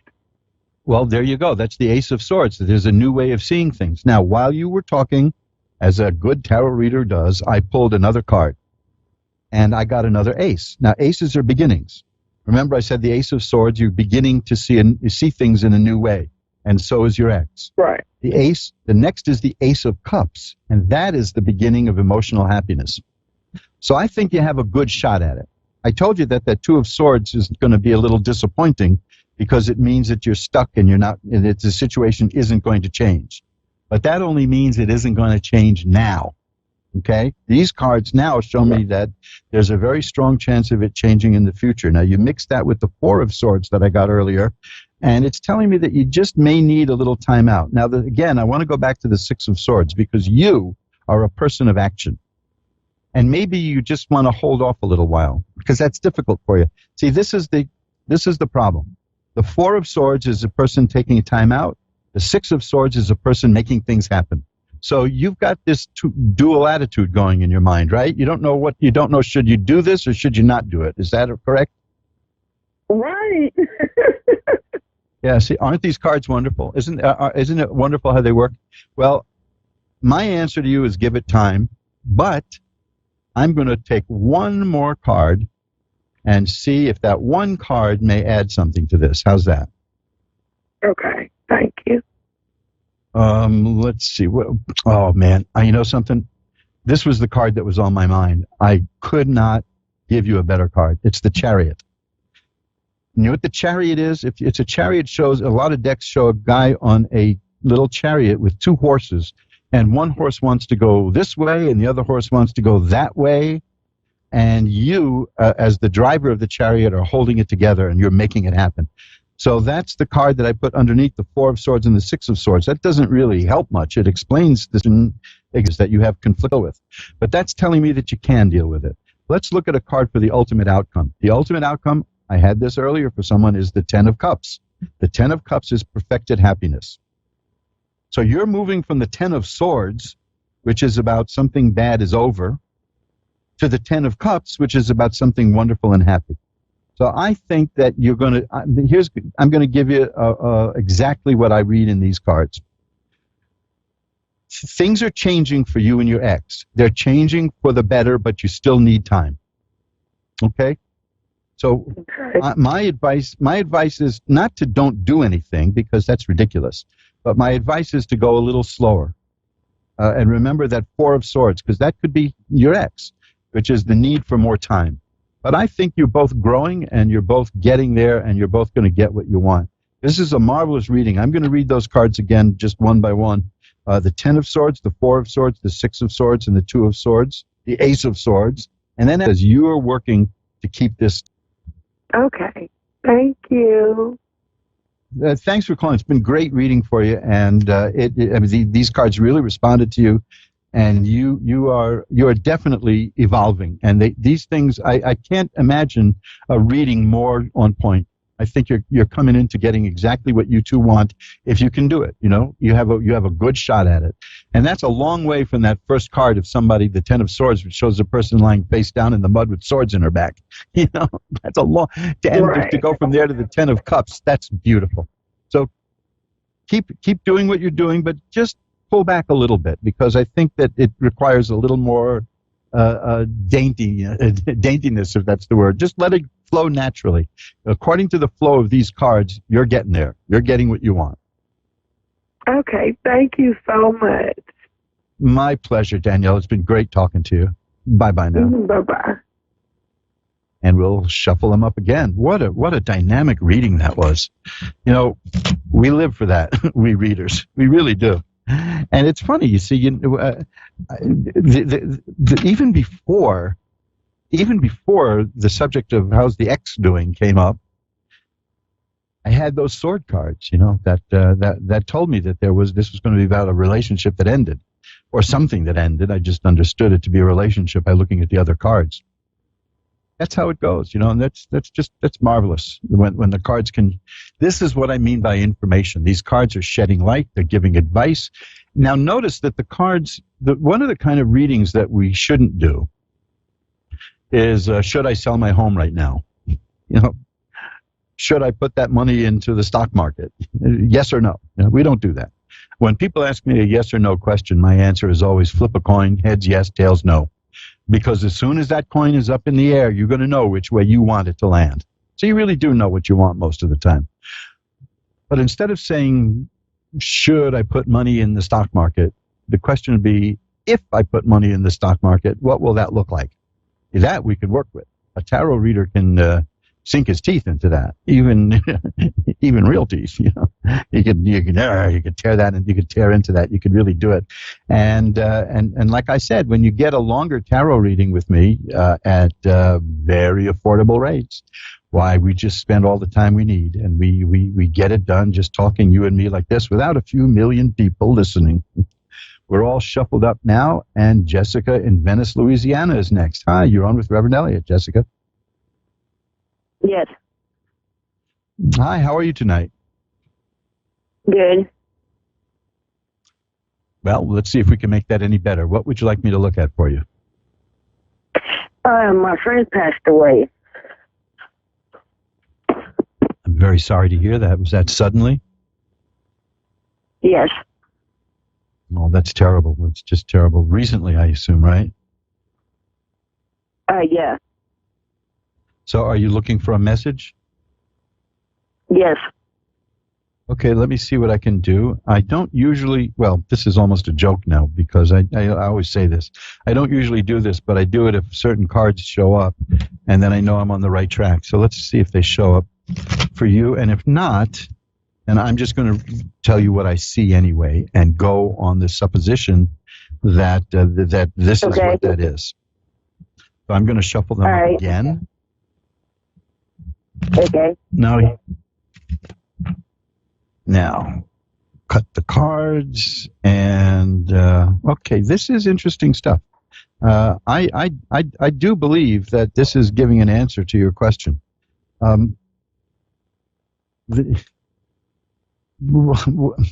Was this person very unhappy? Yeah, sometimes. Okay, I'll tell you why I asked that. Because the first card I have is the Three of Swords, and that is a card of great sorrow.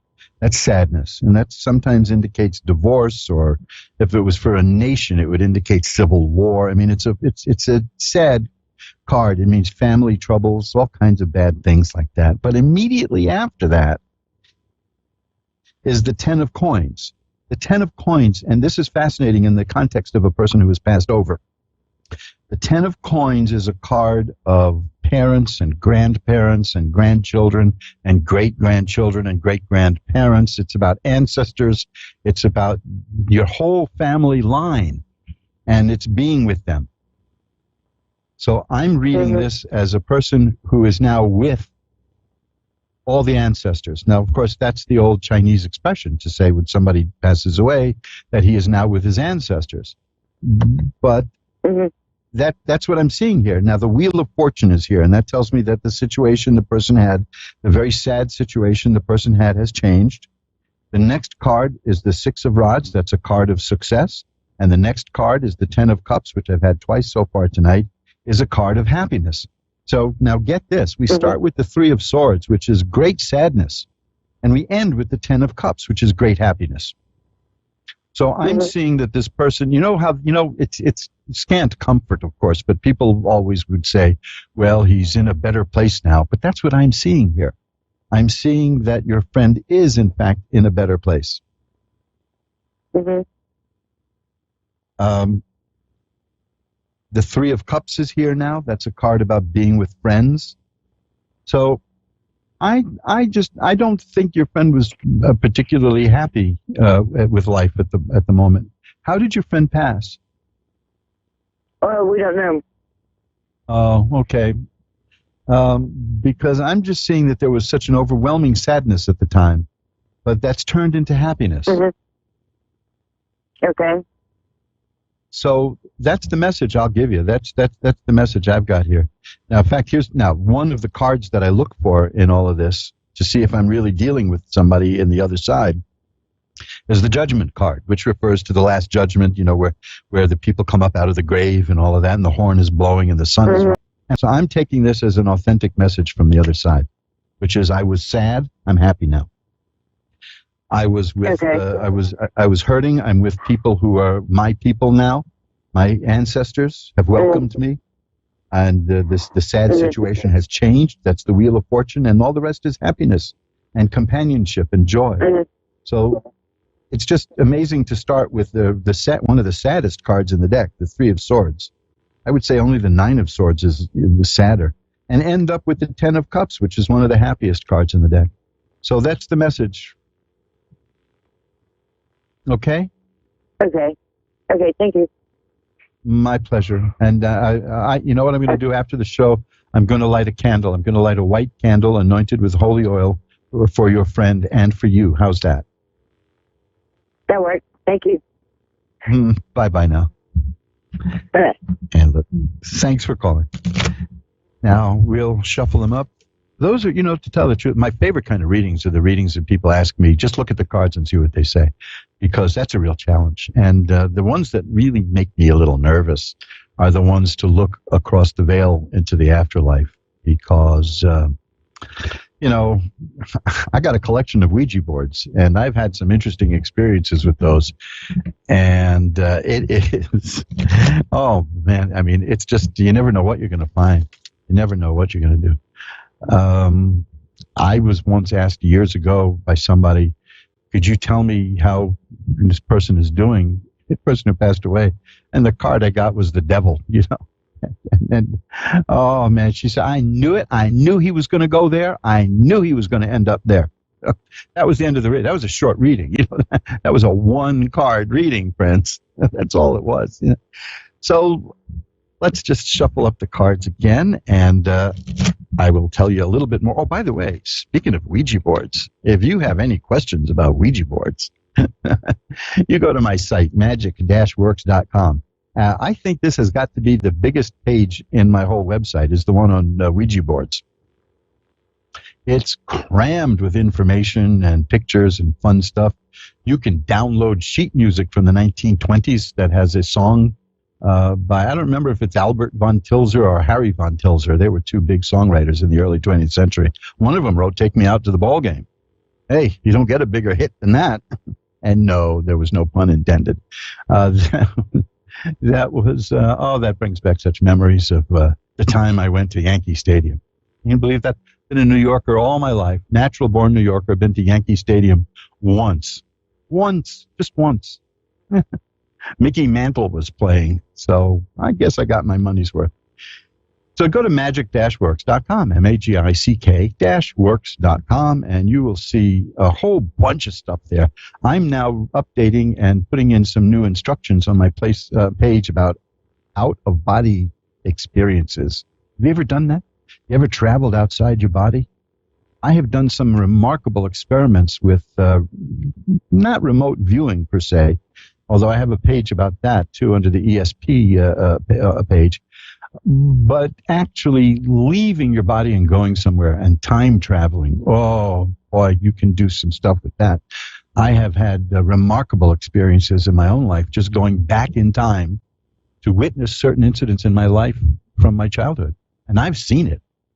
I've been there. You know, it's like Total Recall, but you're seeing it from another point of view. I can teach you how to do that stuff too. I have a meditation there, a visualization meditation that you can download and use. I have all kinds of free stuff on my website, magic-works.com. Then I have mojoacademy.org for Mojo Brothers books. Now that isn't free. The stuff there, I mean, but you take a look at it because there's books there that will change your life. Books and now audio and some video too. Check those out because along with tarot reading, those are the kind of things I really like doing, is getting into the magical side of things and showing people how to really enhance their lives through things like meditation. Now, meditation is where it's at, especially in troubled times. Meditation is hard to do. Meditation, if you try to shut your mind down, your mind is going to say, hey, wait a minute, who's the boss around here? So it's going to be very difficult. But I have some guided meditations that you should know about. You can check out the meditation page at magic-works.com. And also, there's a recording from the 1950s that's probably one of the first guided relaxation meditations ever done. And we have reissued that. You check that out. I will put a link up to that on my Facebook page also, which is my Facebook tarot page. You can get to that also just through askoneradio.com or through magic-works.com. You and I, we're going to do a lot of things together one of these days to improve your life and my life too, because I don't do these things for you. I do them with you. So when you grow, we all grow, and I grow. And that's one of the things about a tarot reading with me is that we both learn. I mean, that's the way it is. I'm not like some power from on high. I'm just a regular guy who took the time to learn how to read and interpret tarot cards. You can do that too. We'll talk about that later. Right now, Tracy in Dallas is on. Hi, Tracy. You're on with Reverend Elliot. Hello. How are you? I'm doing well. How are you doing? I'm doing fine. Amidst all of the chaos that's going on right now. Doing fine. Yeah. Tell me about it. You know, I mean, I'm in New York, so I mean, people driving around. People driving around the country with New York license plates are getting avoided on the roads. You know, so wow. Well, my heart goes out to all of the citizens in New York at this time, and all across the world. As a matter of fact.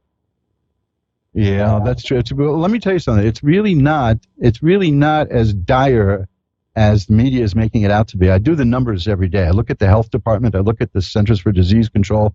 And right now, this is always a surprise to people. Right now in New York City, the number of people who have picked up this virus, it's 2/5 of the population. So we got it pretty much under control. You know, it's not, ain't no nightlife to speak of.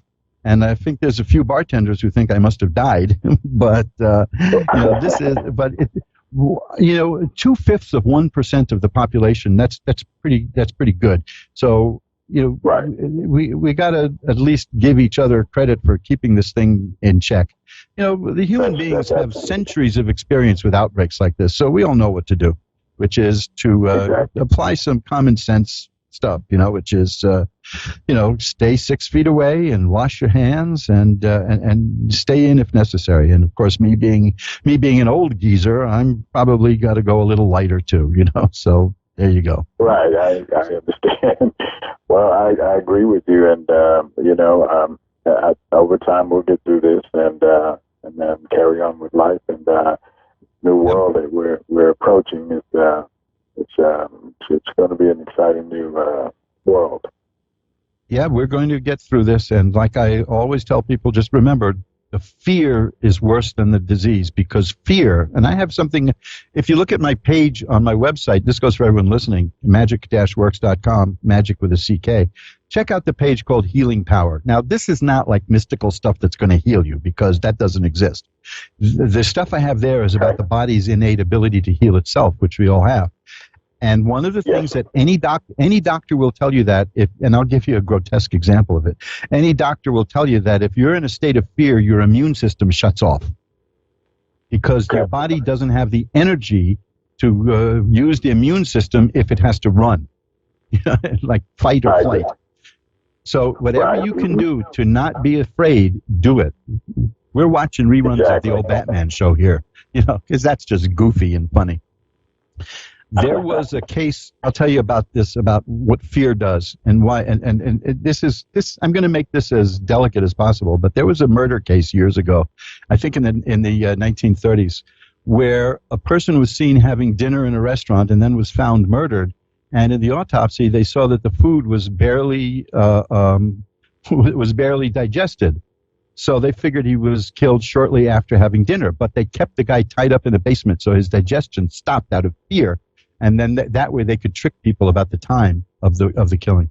So listen, before we go on and on, what do you want to see in the tarot cards?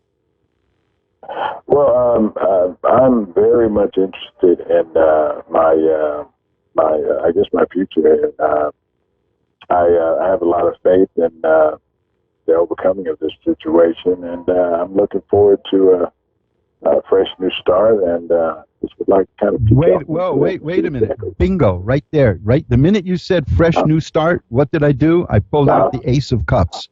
The aces are beginnings. Okay.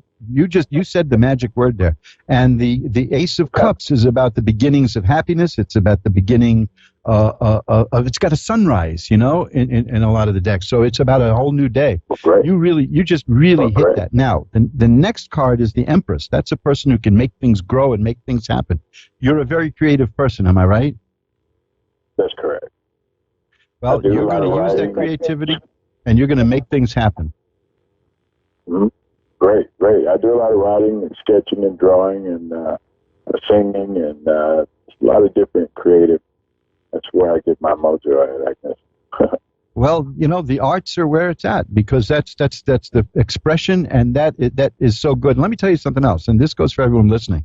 If you really want to put yourself in a good, upbeat mood, this is phenomenal stuff. I meant to talk about this last week, and I put something on my website about this. The people who make a list of things that they're grateful for in life will stay happier than the average person for the next 2 months.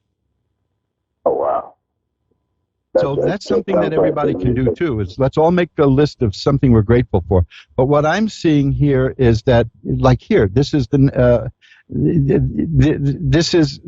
the Ace of Cups, the Ace of Swords. The Ace of Swords is about a new way of seeing things, a new way of thinking, a new way of seeing the world. So yeah, you're headed for a really, really good time. The Sun is the next card. Healing, growth, health, all the good things from the Sun. So I only stopped you because what you said was exactly the card that I got about a new start and happiness and growth. So you're headed for the time of your life, literally. Great. I feel that as well. I mean, I'm excited, And well, the cards are confirming what you feel. That's for sure. Great. Well, I'm going to see if I can get one more reading in before I go. I've only got a few minutes left. But, keep in touch. I'm here every Wednesday at 11 Eastern, 10 Central, 9 Mountain, and 8 Pacific. And we will get through this. And we're all going to keep as positive as we can. Okay?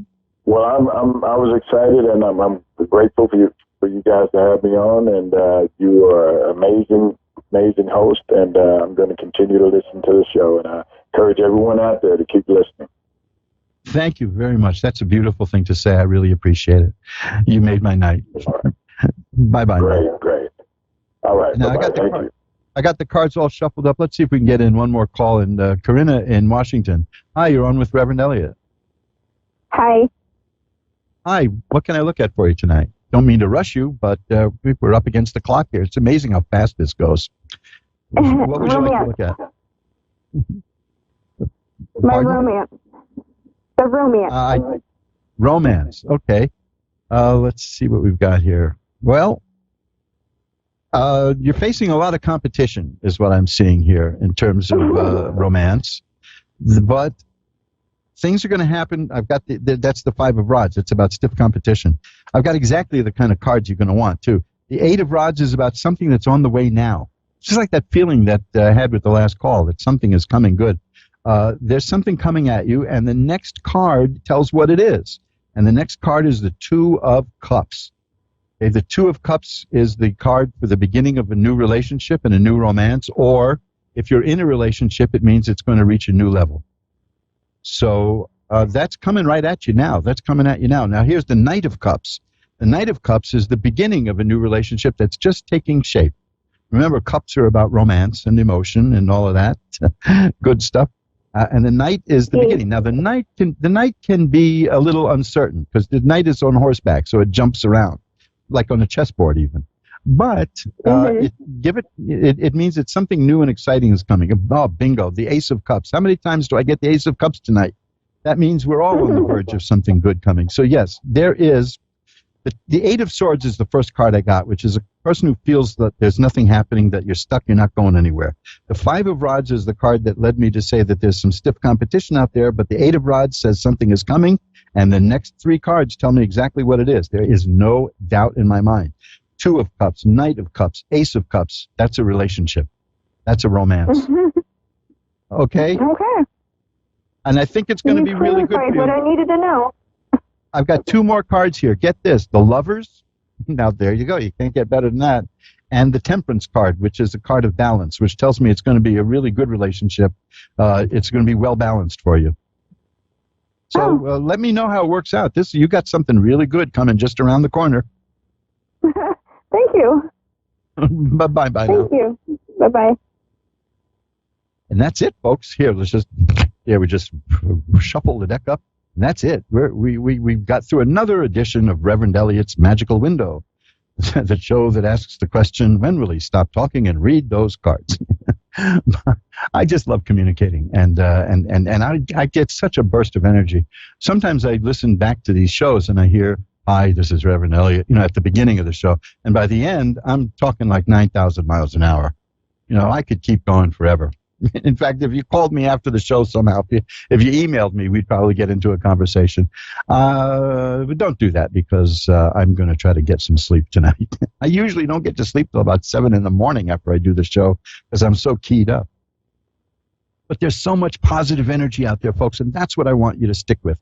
I want you to stick with the positive energy. Remember, I told you, fear and stress can make us sick. I have a link to an article about that at the Healing Power page on magic-works.com. I have a 10-minute video by Dr. Bruce Lipton. Look him up. That is a doctor. I mean, we're talking about a healer, a real doctor. And he knows that he doesn't heal anybody. Now, that sounds odd, right? But he knows that we heal ourselves. We all, when you cut yourself and you put a bandage on it and then it's healed. How'd you do that? There's a lot of stuff you did that you don't take credit for, You got blue eyes? How did you do that? You did that. They're your eyes, you see. So there's power there. We all have more power than we know. And in fact, I have a book about that. It's called Bending Spoons with Your Mind and Other Miracles of Mind Power. Folks, if you needed mind power ever in your life, it's during a time of stress and fear. You can't let that get to you because the fear itself can damage you forever. Fear is deadly. And that's why I always talk about the book Unmasking Fear, which you'll find at mojoacademy.org. I'm not going to go on and on and on and on about that. Just check it out. You will thank me for it if you read it. You can see at Amazon.com, and you go to the link, that there are 2 people there who wrote reviews about how important this book is. These are verified readers who bought the book. So we'll be talking about this in the weeks to come, because don't give in to fear and don't give in to stress. Easier said than done. I can show you how to do it. I can show you how to make that happen. So I've got to go now. We're going to be out of here in a matter of seconds. So until next week, remember, time flies. It's 2 minutes. Have I really got 2 minutes to go? Yeah, okay. Wow. Well, so what can we talk about for 2 minutes? Let's see. I'll tell you what I'll do. I shuffled up the cards. Let's pull out a card to see what the situation in the world is like now.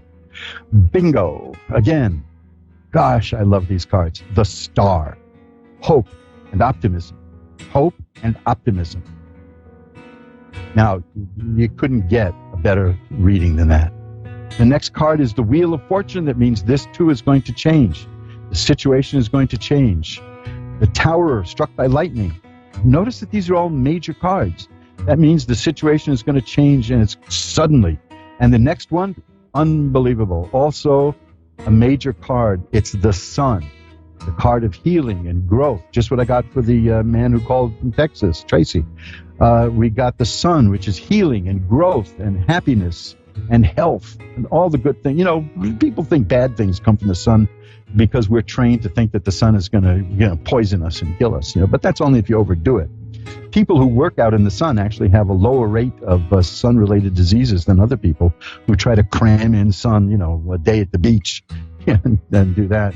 No. So listen, that is the prognosis that I see. The Star, the Wheel of Fortune, the Tower, the Sun. These are outstanding, positive, wonderful cards. Again, go to my website, magic-works.com, magic-works.com.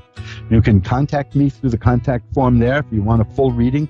If you feel you need a reading, you need someone to talk to, give me an email. Send me an email. Shoot me an email. But go to magic-works.com and look at the Healing Powers page and see how dangerous stress is.